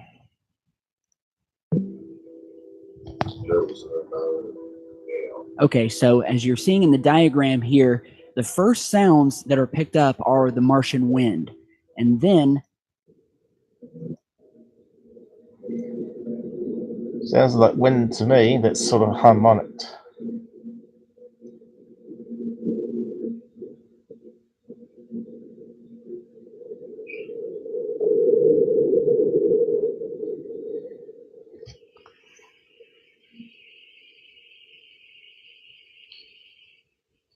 I don't know how they can say that's likely a quake though. This sounds to me like still like a storm, like a little twister or something. That sort of had the harmonics removed from it. They're saying it sounds like an underground train. It could be anything you want to. Obviously, it doesn't sound right, does it? It doesn't sound like normal wind, like type sound. Distance and super fast. So what else is on this video that's worth looking at?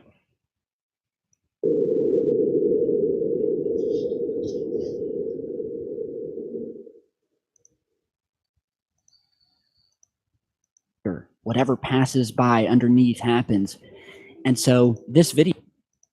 Mr. Conspiracy. I'm so glad he's not in charge of all the sciences in the world, because it would be a right mess. Okay. So now he's looking at this rock type and saying it's similar to Egypt.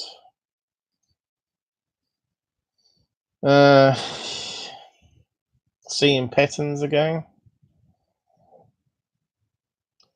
I bet there's a lot of places on planet Earth that has that sort of shape and mound of dirt that actually looks like that too, you know. He's saying this is a tunnel entrance, and I think that's missing data again. You know, we've been through that before, where they stitch images together, and they haven't actually got the color information through the data, and so it never shows up. And it looks like a big black hole on the screen. And likewise for these ones, where you get something that's more reflective. It's hard to say what it is, whether it's like a really reflective piece of rock. You can see there's some other light shades of rock up here. You'd have to see the original picture. You probably see other bits on the map, just like this one here. They're saying this is actually like a tube for a train to go through. Come on. That's uprooted tunnel system, right? It's a good imagination.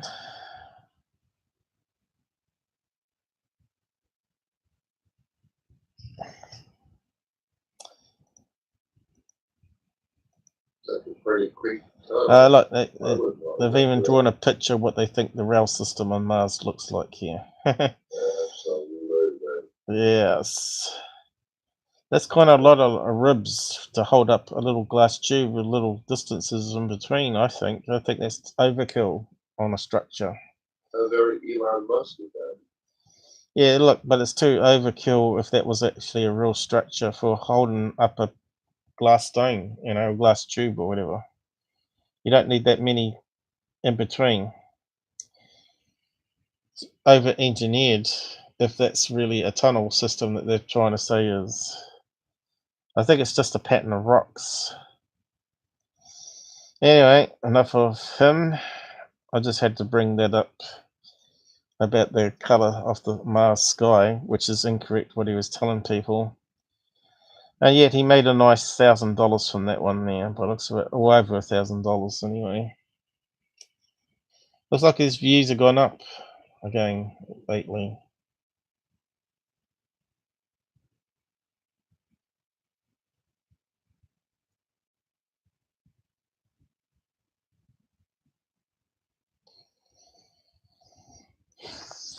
Well, I don't think you ever get rid of Secureteam. Only people that will get rid of Secureteam is Google. Probably get rid of me first before they get rid of him. Anyway, just close that down. I don't remember seeing that one there, but maybe we skimmed past it.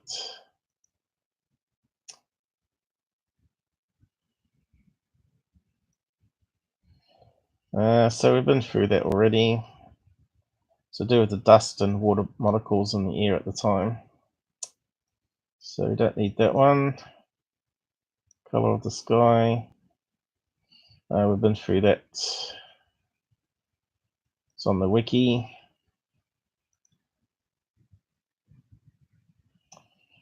And that brings us to the last bit.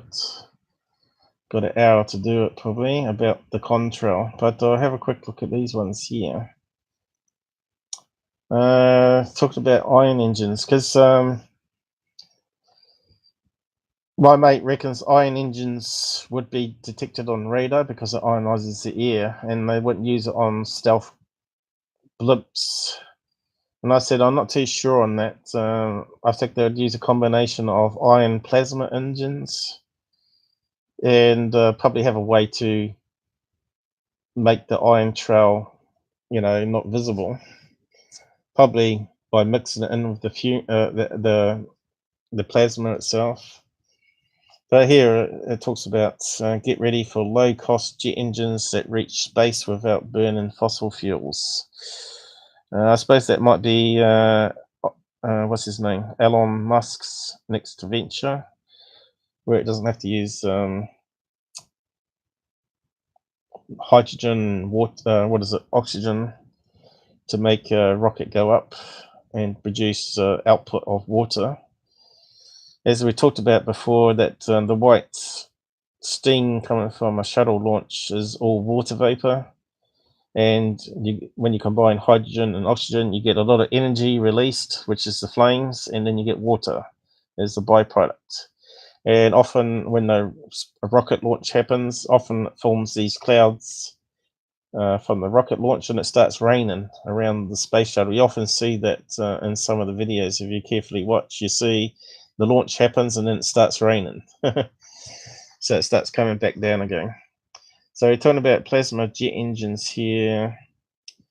Imagine a jet engine that could propel a aircraft faster than a traditional engine, taken all the way to the edge of the atmosphere, all without burning fossil fuels.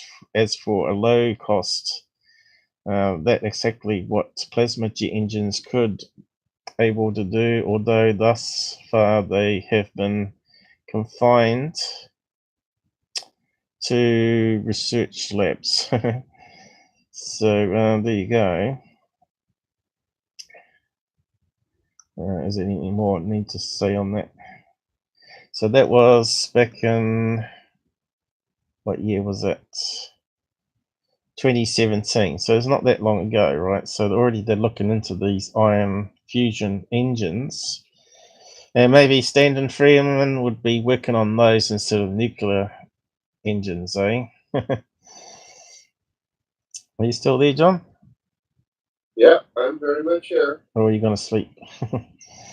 Can an aircraft be powered by electric, plasma / ion propulsion? Yes and no. You can't really have an ion propulsion system for the Earth's atmosphere because it only produces a few pounds of thrust. You have to use some other type of rocket to bring it into space. But vidsing technology might be able to be used on Earth's. So that means a different word each letter, which is down here somewhere. Variables, it's variable specific impulse making rocket. Yeah, it's there on the diagram there. Works by propelling an inert gas into the Merc field and turning it into millions of degrees Fahrenheit plasma that provides way more than thrust than a conventional chemical rocket. So it's got a little diagram there. So that's actually quite an interesting diagram. I'm not sure where you got it from. So ion plasma. So could these new craft like the Tic Tac be using something like this that makes them go really fast? What's it working? Plasma. I forgot capitals or some.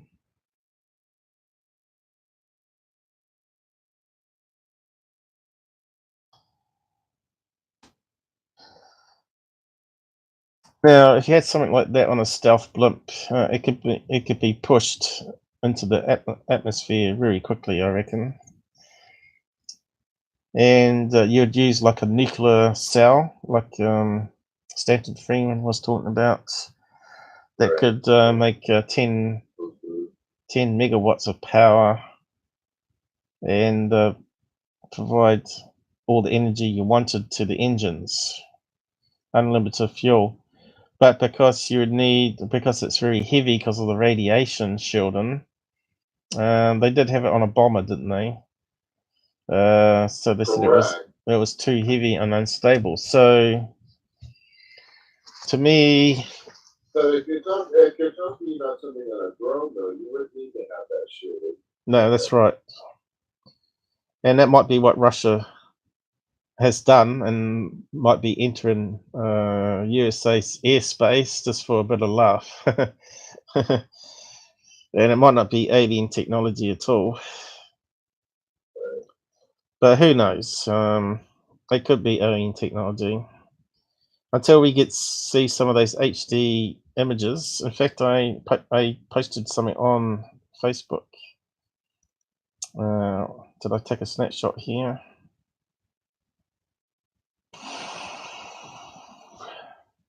Is it that one? Yeah, this one here. So Alejandro again. I am really excited for the DD 1910 news here. This is the form of NWT referenced that shows the Department of Defense released the F-18 FLIR videos. Remember, there's a lot of storm in a teacup saying that they were leaked and they didn't have approval to release the videos and all that sort of bullshit. Well, George Mapp said that did the Pentagon give formal permission for public release of the Tic Tac gimbal and fast UFO, blah, blah, blah. 18 report today at 5 p.m. So apparently it is. And I said down here, Should use the other thing. Seems a storm and a teacat to me. Why so much fluffing about? Maybe it drags it out more. All we want to know is show us some HD footage. These craft will surely not have thermal, but images, video clear outline of the craft with all sensor data and a picture of the grey alien in the cockpit. So yeah, I'm just getting a bit fed up with all this. It sort of drags it out in the news, saying that To the Stars are going to release all this amazing footage, and we're still waiting for it. It's like coming up to the middle of the year almost again. So could it be a drone that's using a nuclear fuel cell with one of these plasma engines? Who knows? Did I post that one? I didn't I? And looks like we're down to one watching. NASA tests a plane that is very, very quiet. So we've heard about these big, huge ships that just floating over Art Bell and other people out in the desert that are 4 stories high, which to me, again, I think if they're not anti-gravity, they are using helium, and there might be these stealth blips that are talked about. And of course, they would have to have a really silent engine on them. But a lot of reports talk about static charge in the air as it passes over, which to me, again, goes back to that ion plasma engine, which would cause some sort of like a thunderstorm effect in the air, right? So there seems to be a connection there that's going to be electrically powered engines of some sort. Maybe they do have a big hangar bay that Bob Lassar says. He might be guessing, who knows, but someone may have told him that they do have a big hangar and they add it into his story. But I reckon they probably tested out these secret craft before it got made too public out there. And it looks like a perfect place to build it. They got that big mountain range there. They could easily build a big hangar bay in it where they could fly these quiet stealth blips into the bay. My mate reckons there wouldn't be any blips up too high because the atmosphere gets too thin, but all you have to do is go above the normal flight paths of jet planes, which is about, 40-odd thousand feet. And they could just be floating around in the sky with some stealth cloaking material that uses LEDs, makes it invisible. And of course, we know radar just passes through fabric, especially if it's coated with that special radar absorption paint they've now got. They can paint it with this black paint, which absorbs the radar and doesn't reflect it back. And of course, with the self-healing material, they could make it into little cells. So if they tried to shoot it down with a missile or machine gun it, the holes would simply heal up again. And they'll just pump it through, calibrate the gas again and fill it up again. Meantime, shoot down the plane that's high up there in the atmosphere. Obviously, the plane pilots are going to be under more stress because they're flying around trying to shoot it down. I think it'd be like a military warehouse that's floating around there where they can drop bombs from it even, or spy on people or whatever, or collect, or long-range radar. What they could use it like a radar platform, because we saw some of those stealth blips with the radar underneath. So there's all sorts of things that we probably didn't know is going on, but here they talk about making quiet engines. Maybe the change in the flat, the how we talked about what is it, memory metals in the last live. They're probably changing the fin pitch on the fly with the memory metals as it heats up and makes the engine quieter and quieter, but keeps the thrust the same. So you might want to have a read of that little story there from NASA. It's just some articles I come across that I thought people might be interested in. That's right. plane.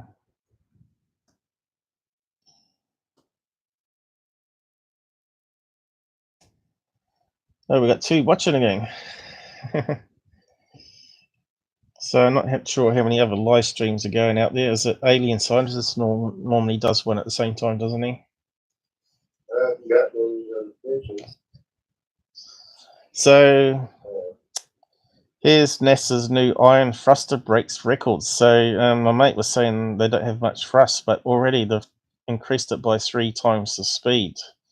High efficiently ×3 thrust is our best yet.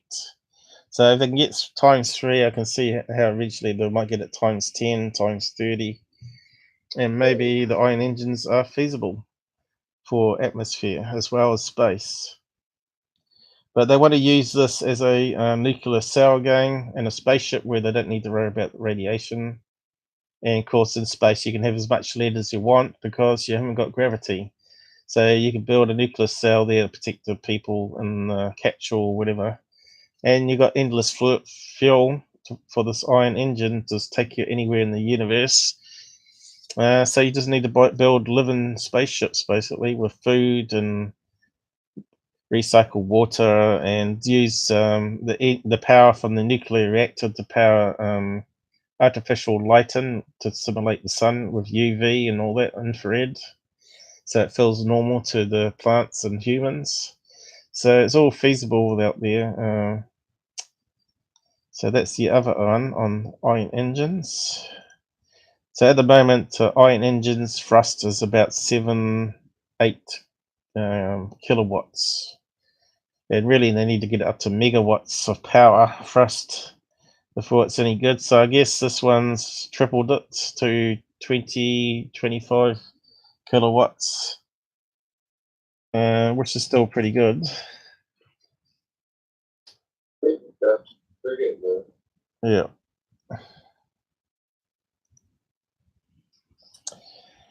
So there was some other stuff here on contrails. So we're looking at a video here about contrails to find out how far away you can see a contrail from a plane.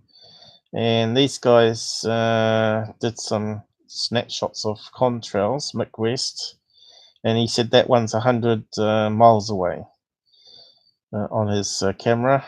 And some people reckon you can get up to see one of them for up to 200 kilometers, which is quite interesting. So you can see a lot of contrails going in the distance here. Could be a couple of 100 miles away. Horizontal ones, 125 miles. So these ones here, 125 miles. How about that one over the fair distance there then?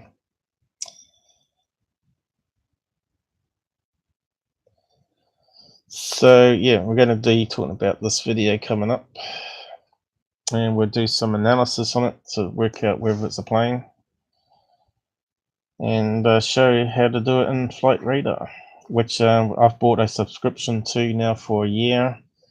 Allows me to go back to a year's data, and we should be able to use it on the live streams now, as long as the MUFON cases don't go back too far, of course.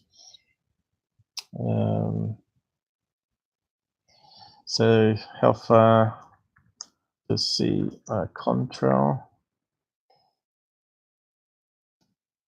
Caps is on now, is it? Ain't gonna bother changing it.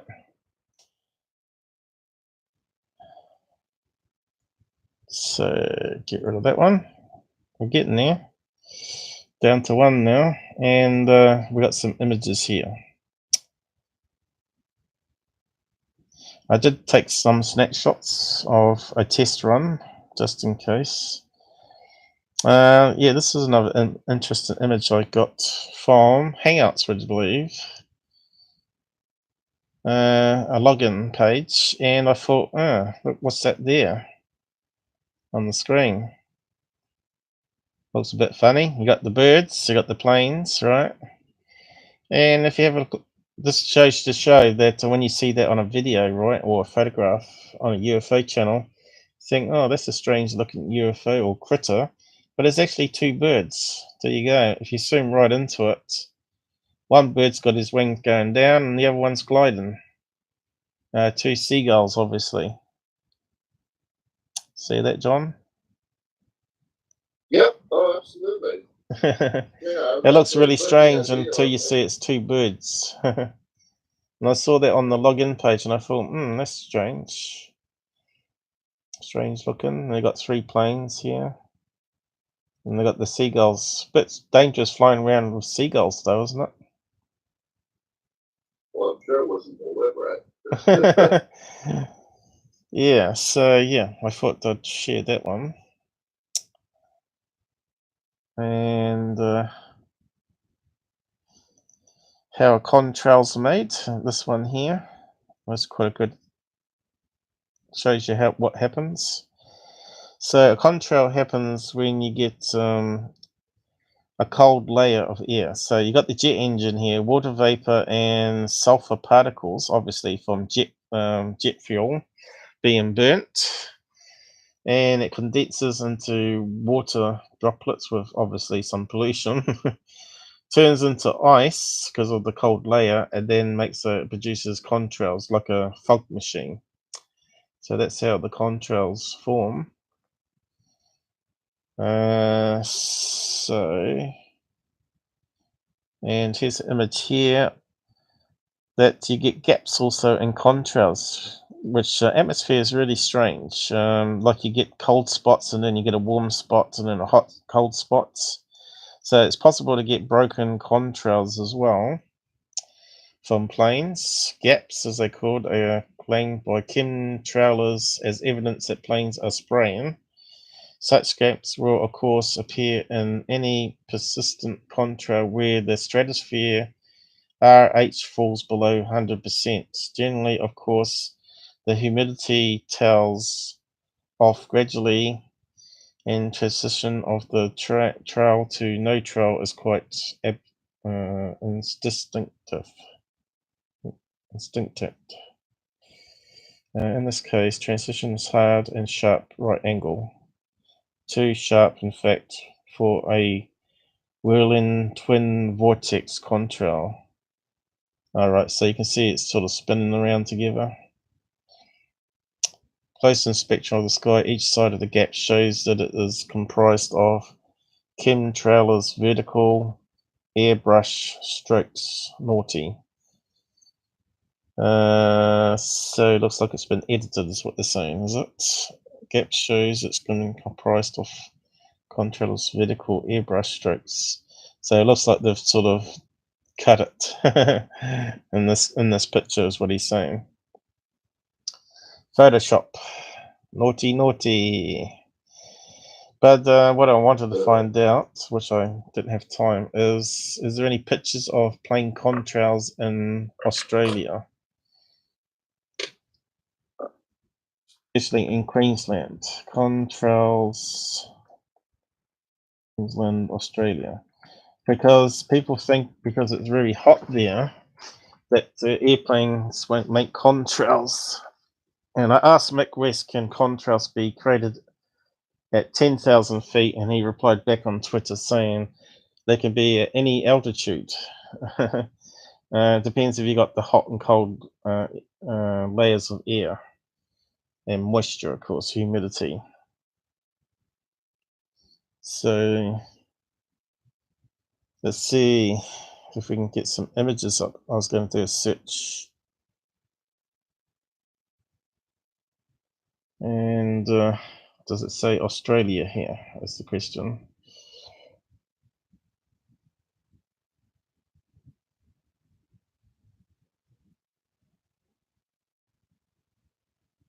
And stupid Google's probably mixed a load in here.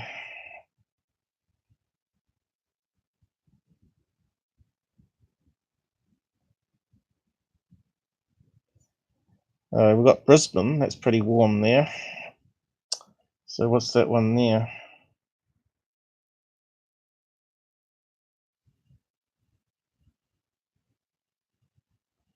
That one looks like it's out in the desert. Well, you get contrails over where you are in Arizona. It's pretty warm over there, same as probably Queenslanders. Absolutely. You get see contrails? All the time. Okay, so, and you got a mountain range, the planes come over there, right? Oh yeah, we're surrounded by lots of them. Now, do the contrails occur more over the mountains than they do straight overhead? Oh, that's a good question. Good question. I don't know. I suspect the air currents going over a mountain range is going to be a lot cooler. I would think so. Yeah. Certainly not faster. Do you get snowy caps on your mountains there? Oh yeah, absolutely. Yeah. So I think it'd be the same for Australia. Let's see. Try Cairns. Contrails plane. Cairns, because this is where this video comes from, and it was put up on third phase on the moon. I mean off moon, because I don't have the let's see, any images now coming for it?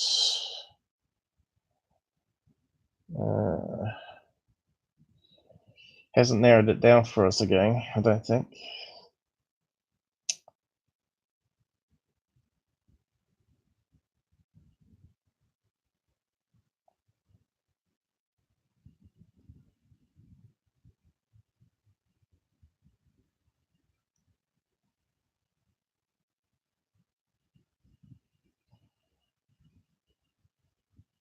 Look at this one. Toxic chemicals. There's two types of contrails. There's ones that come from jet engines, and ones that also creates vapor over the aerofoil of the wing. And these are the two combined together by the looks of it. There's the ones coming over the wing as you go through a cold air thing. And they're saying this is a clear case of spraying for the wings. So the chemtrail people are liars.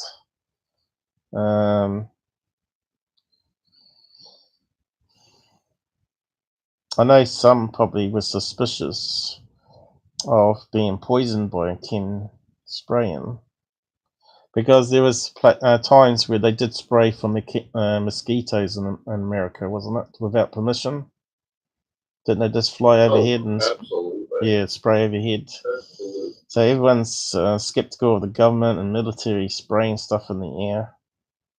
But when you think about it, with all these planes flying around the globe, there's about 15,000 in the air at any one time.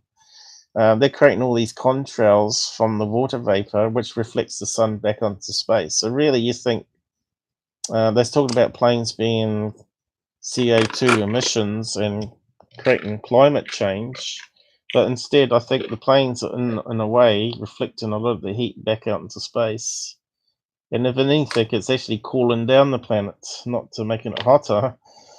Because when you see the clouds on some of these things, by the end of the day, it starts off a clear sky and ends up being a blanket of cloud like this, see here? So it start off like that and then end up like this. And that's got to reflect sunlight back out into space, as far as I'm concerned, and make it a bit colder.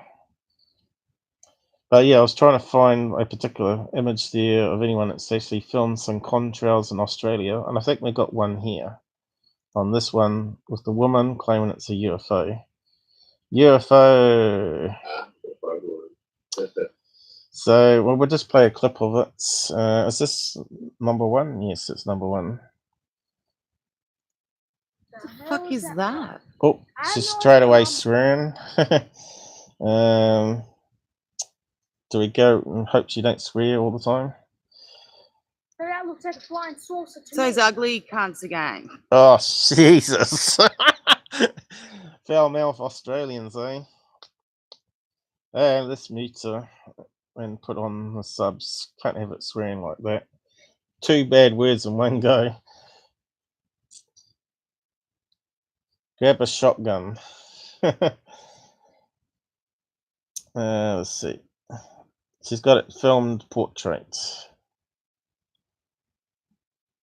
What is that about weed? They're talking about weed burning. So looking at this little line up here in the sky. clearly a plane contrail that's being developed. I think it's actually getting longer as we're watching, but it's a bit hard to tell because the smoke was also moving left there in the picture.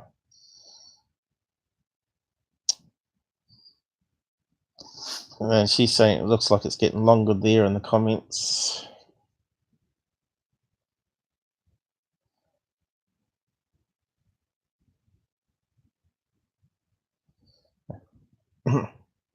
Left this, which isn't the line. Okay, so it's filming over a lake and you're seeing a mountain ridge with trees on it.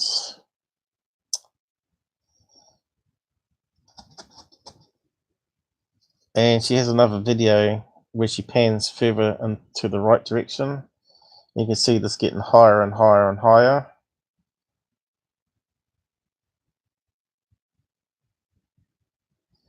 So it definitely looks like it's getting higher, and you can see it's starting to bend downwards like a plane would do if it's heading towards the airport. So it's slowly coming down.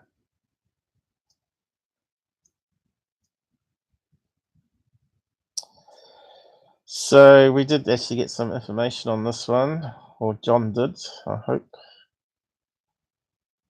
We needed the date and time, of course.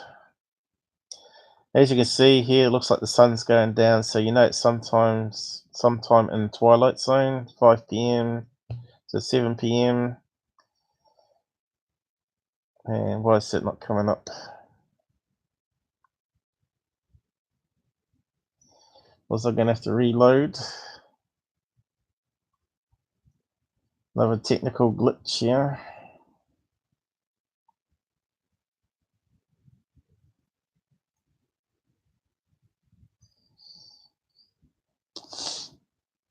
Ah, look, he's up the top there. And we got the time of 6:26 p.m. So we want to plug that in, the location. So first of all, we will need to convert that to UTC time, the 6:26. So open up a tab and type in 6 p.m. Queensland Australia for OS 2 UTC, and it should tell us what that is. And it says it's 8 in the morning, universal time. So now we know what to plug into our playback function.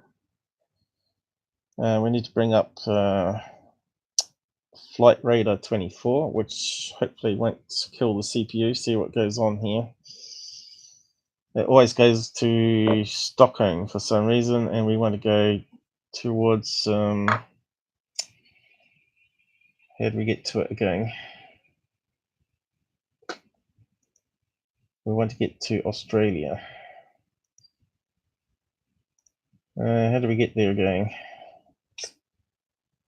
I'll just go to full screen on this. Not logged in. Why's it got padlocks on it? Gold.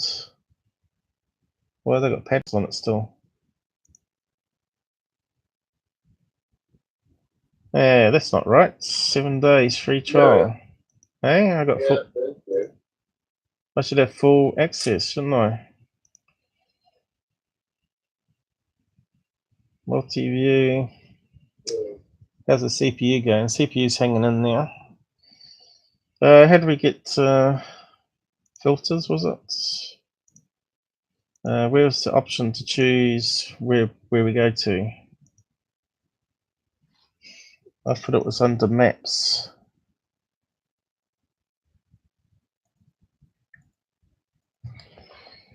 Delay view, radar view, list view, no.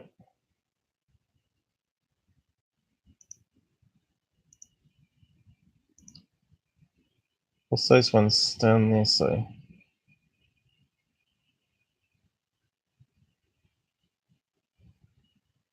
Whereabouts did I click it before? Oh, right, I was on bookmarks, that's right, bookmarks. Okay, here we go.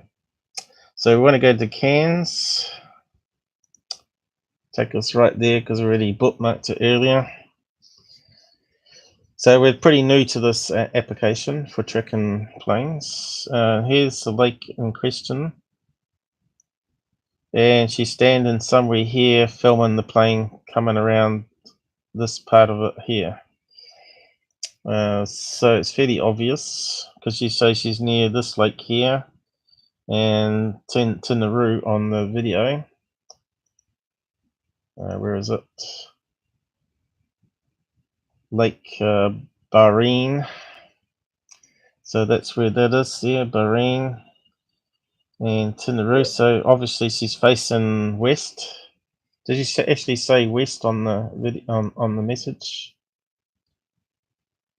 Somewhere? You said she was looking west somewhere. Did you read a comment? But here you go. You got all these. Go ahead. Got all these hoax channels asking for permission. Mavi777, who works with Secureteam. So don't go to those sites and don't go to this site because these guys don't give you the answers. They give you more nonsense and mislead you. So we want to plug in the playback function. We already worked out the time zone difference. So it's on the same day. So 6 p.m. Wednesday is 08 Wednesday and UTC time. So this uses UTC time. So first of all, go to miscellaneous and make sure, let's see, we had it turned off. Have the UTC time set to show time in local airport time rather than UTC time. So now we've turned it off. We're using UTC time, so that's going to be off. And we want to do our playback function, which is down here. And we want to plug in the date, which was 25th. Where does this show? So you've got a second link here, which is also 25th of April. So we want to plug that in.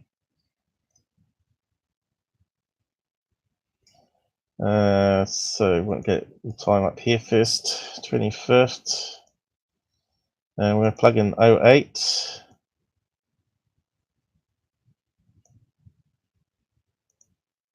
And playback speed default and hit playback. And let's see and watch for planes. So at the moment we've got 2 planes in the air here which have lost caller ID. One here. Helicopter. And we can see the time here is incrementing. 8:03 at the moment. So we want to go to 8:26. So we need to watch where the planes are coming from to see if any come this way and turn right and leave a contrail go in that direction. So let's see what happens. And they will jet out to sea here. Cairns is up here, the airport's up here, and plane heading towards it now.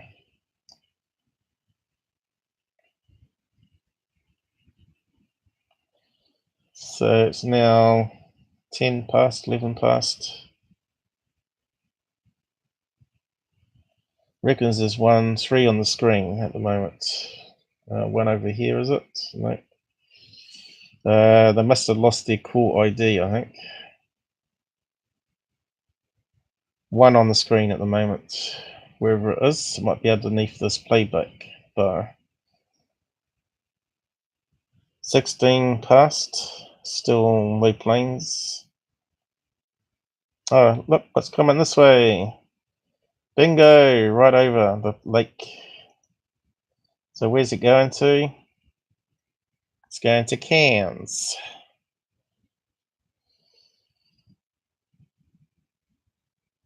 Coming up. Oh, look. Look what. Sun is starting to set now. You can see here that the sun's setting. So if I pause that, and you can see here the plane's starting to turn, and we've got another plane coming up at almost at the time that she's talking about. So we've got another plane right behind. You can see here, this is where it's starting to get dark, like in the video. You can see here it's starting to go twilight, and this also verifies that it's going twilight. So we've got this other plane coming up, which is going where? Oh, look, it's going to the same airport. So let's see what happens. It should leave a contrail. How do we get the track thing coming up again? Hey, it's going the wrong direction. I think that's a bug in the software. Oh, it's going back again. Here we go. Now we can see a contrail or flight path being made, but we can just imagine it as a contrail. And it's flying right over the lake there. You can see this plane turned up the top here. It turned this direction, which would be the size of that contrail in the picture. You can see that it looks a fair distance away. All right. And you can see it only produced it for a short burst, which we talked about before. It depends, you might get cold and hot spot layers in the atmosphere where you get a dark contrail of a plane happening. So keep playing, and now at 8:30, that plane turned up here. So that probably what she's watching is that contrail from that first plane. And this one's going almost in the same flight path, maybe slightly further over. And just keep playing it. I mean, you see this one's turning already, and it's starting to come down altitude. And here's the third plane, also 8:33, heading slightly over from the lake here. So if she's not telling us the correct time, then we're not too sure. But if it's 8:35, it could be this one, but not thing. So it could be any of those three planes. It's also a jet that makes contrails, and it's also heading towards the airport, and it's got to go around this mountain range here and slowly drop in feet, which should be telling us here it's dropping 6,000, and it should be getting lower. It's turning 5,000, slowly coming down, turning 4,000, turning around now, heading towards the airport where that blue indicator is. And there you go, and it matches up with the video. Just as easy peasy as that. And you can see here it's in twilight zone still, and it's coming up to darkness now. 8:46. So within 15 minutes it goes from twilight to instant darkness. That happens in New Zealand too in winter. And bang, here comes the darkness. So I think it might have been maybe that second plane that she saw. It seemed to fit the time. But you can see here it's a busy strip right over that lake there for planes, which is obviously going to make contrails. So did that make any sense to you? Me and John spent like 6 hours on this problem trying to figure out the software, and now I've just condensed it into a nice 20 minutes for you, showing how easy it is to debunk now. So in future, just make sure you convert your UTC sign. And this app makes it a lot easier than that plane finder one that we're using. And it's got a nicer map. It shows us the terrain as well, which planefinder.net didn't have. So this is the one to use. It's got more planes on it too. And it only costs 34 US for a year, which is acceptable. $4 a month. To use it as a tool for UFO investigations to exclude things. But also it's got a radar map here, so I'm not too sure about that. But I'll click on it and show you.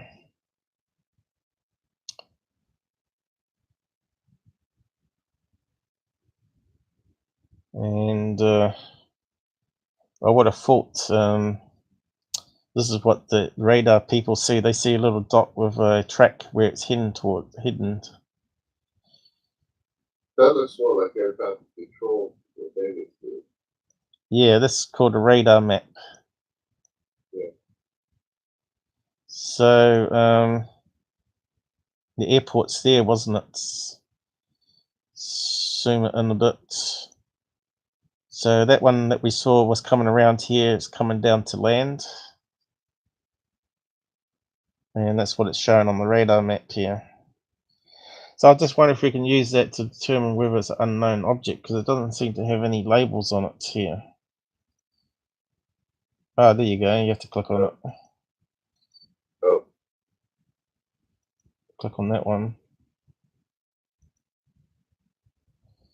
So yes, still a lot of exploring to do with this software. But what I don't like about it, it's got no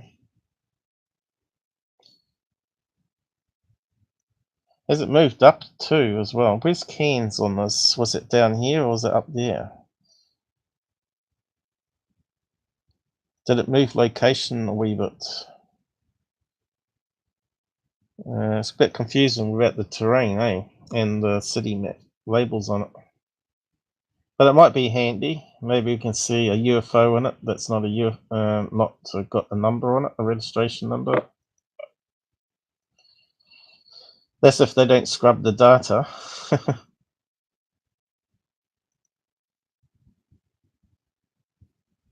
Yeah, used to those old movies where you got the line going around like that. Beep, beep, beep.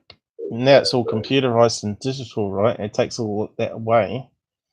And so there might be options here. Options here where you can turn on things.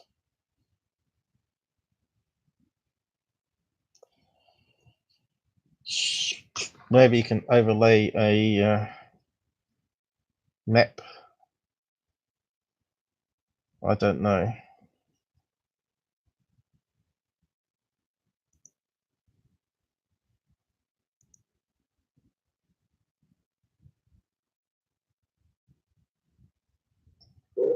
Doesn't seem to have, does it? So I don't know.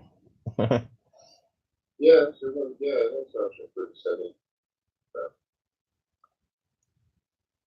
It's cool.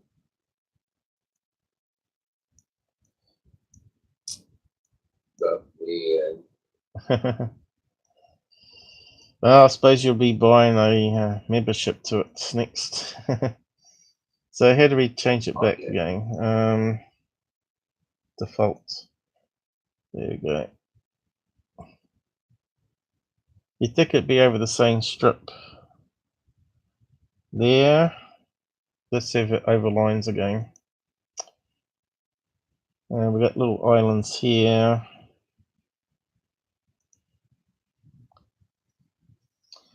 Well, I'm going to have to wrap up soon. So has it moved? It doesn't look the same, does it? Is that Cairns there? Just trying to see the difference on the map. It changes quite a bit, I think. See, that's moved over again. Oh, right. Is it mixed them now, has it? No. What's it done? It's moved it down. Up here. There's 1, 2, 3, 4, 5, 6, 7 planes. Just trying to figure it out. So there should be 7 of those little dots. 1, 2, 3, 4, 5, 6, 7. Looks like in the same area.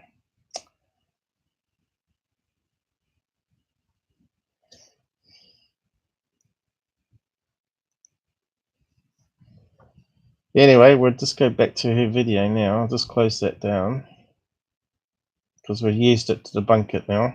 So you can reply to her. Oh, I should have got the flight number, but I did take a snapshot of it. I believe it's one of those 3 planes, so it's either going to be number 1, and here's a flight path of it here. of a snapshot, which is JQ956, and that's at 8:25. So it's most likely that one, because the contrail is going this direction. So she's probably standing there filming it that way, maybe. Although I'd say maybe this flight path is not 100% accurate. I'd say maybe it's too far to the right. And we got this other one here. The second plane coming up here is JQ958, which is at 8:25 coming up. So I'd have to say it would have to be the first one, if she's got the time right. That is. So you can say it's debunked. It's the contrail produced from flights from Sydney to Cairns, JQ956. No UFO again, folks, unfortunately, and obviously that one wasn't. So we can have a look at her second video. You can see she pans around. At the end here, she does something crazy. Instead of filming this in landscape, right, it goes a funny direction. I think your phone's set wrong, isn't it? Where you rotate it and it sort of goes. It doesn't rotate the camera. She's rotating the camera to landscape, but it doesn't work. Yeah, you have to start out in landscape, otherwise it won't Yeah. Was it iPhone that she was using? Samsung. Samsung. But the contrail's still there, you just can't see it, and it slowly fades as well. So it looks like that stripped a mountain range that we could see. There's some fire happening there. What caused the fire, I don't know. And if you go to the second video, I think she swears still, but we'll leave it muted. And you can see it's much higher. Looks like that peak that she was looking at in the photograph. I still got it up. Right. Actually, I was going to do something else here. Don't save. I was going to do the snapshot to see if we can see a mountain range in it better.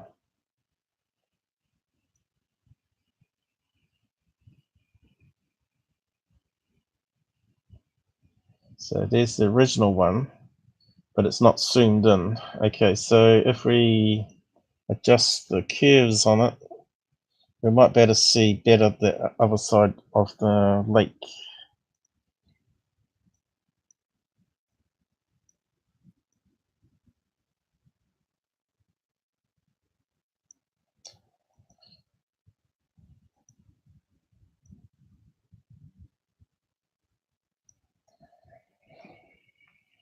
Probably need to zoom in as well, eh?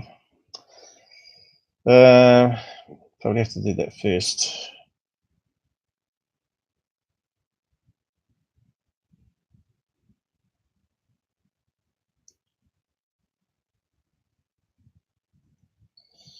This is a problem with doing it in portrait. It's like looking through a peephole when you're losing information at either side there. That's quite vital to be able to see how it tapers off and see if it increases in the mountain range this way. It allows us to pin the location a lot better to where she's looking. So we want to do paste in a new layer, no, paste in a new image, I mean. And we want to scale it up and then play around with the colors. And I've got 15 minutes left, so oh, we've stretched it. Don't do that.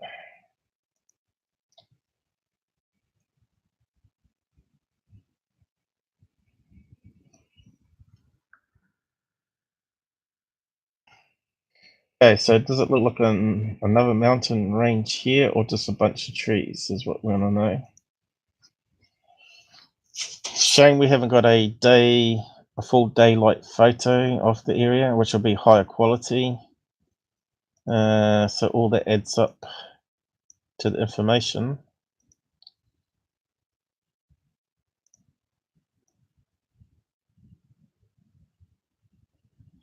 So we're starting to see what could be trees, but it looks like 2 ranges here. It looks like a range in the background and maybe a peak or a range of trees on a little hill in front. It's a bit hard to tell. Well, it kind of looks like a mountain ridge line there with trees on it. Right. Yeah, it's a bit hard to tell. Quality of the video is not very good, is it? But you can see it's got a lot of different colors mixed in here. So all those blacks and grays are all different.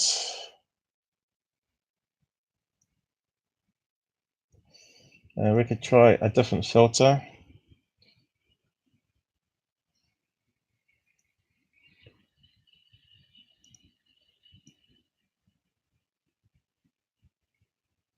So what are we looking at? Certainly a mountain range. That looks like cloud, is it there?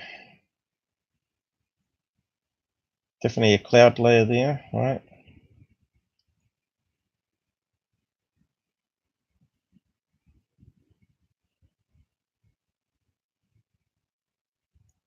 So again, we've got a tree line going on here. Looks like a slight hill, mountain in front and a mountain in the background. That almost looks like some snow caps on it there too. We've got the cloud happening here. So that would be, I'd say that's probably, as it's coming down here, we've got some cold air coming up from the range here into the sky where the contrail forms.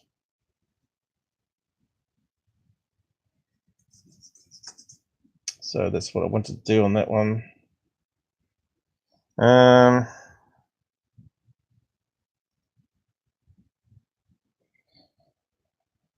So that's on the second video, which we're looking at here. You can see it's quite high. And she's talking about here seeing 2 contrails, this one occurring, which was that third plane. And you notice how many minutes the videos go for. This is 8 minutes, and the first one was 4 minutes. And when you add it together, it's 12 minutes of video that she did. And so you see the first plane, and you see this other plane, which they're talking about in here in the video, and they're talking about this other contrail, which is probably the third plane coming down to land. If you watch the videos, I posted it down the side, didn't I? So people can watch it. And you can see it's coming behind the cloud layer here. So the other one that we saw was over this way, I think, was it? A bit hard to tell, or other side of the tree. So there's a tree here, and there's it tapers off, all this tapers off here, which we saw on the map as it was going around the lake. We could see how it was tapering off. So this is heading towards Cairns to the right here, which is north, and then south is this direction. This is looking west. As you can see, the sun's setting in the west. And so she's standing on the east side of the lake. So she's talking about this here, contrail. Be that third plane coming into land.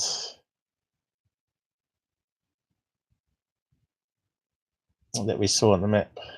Anyway, keep it there and wrap up for the day. And I got to do some chores. And hopefully we covered quite a lot of stuff there that people found useful. And I'll wind down now, and anything we've missed we'll cover on the next live or recap. So there we covered quite a subject range there, from quantum computers to Secureteam Mars nonsense, and this contrail business, and also fusion iron engines. So I'll just bring up my graphic at the end there. Say thanks for watching and joining us today, and do promote and share it. Why is it not switching? And good night, everybody. Hopefully the music plays.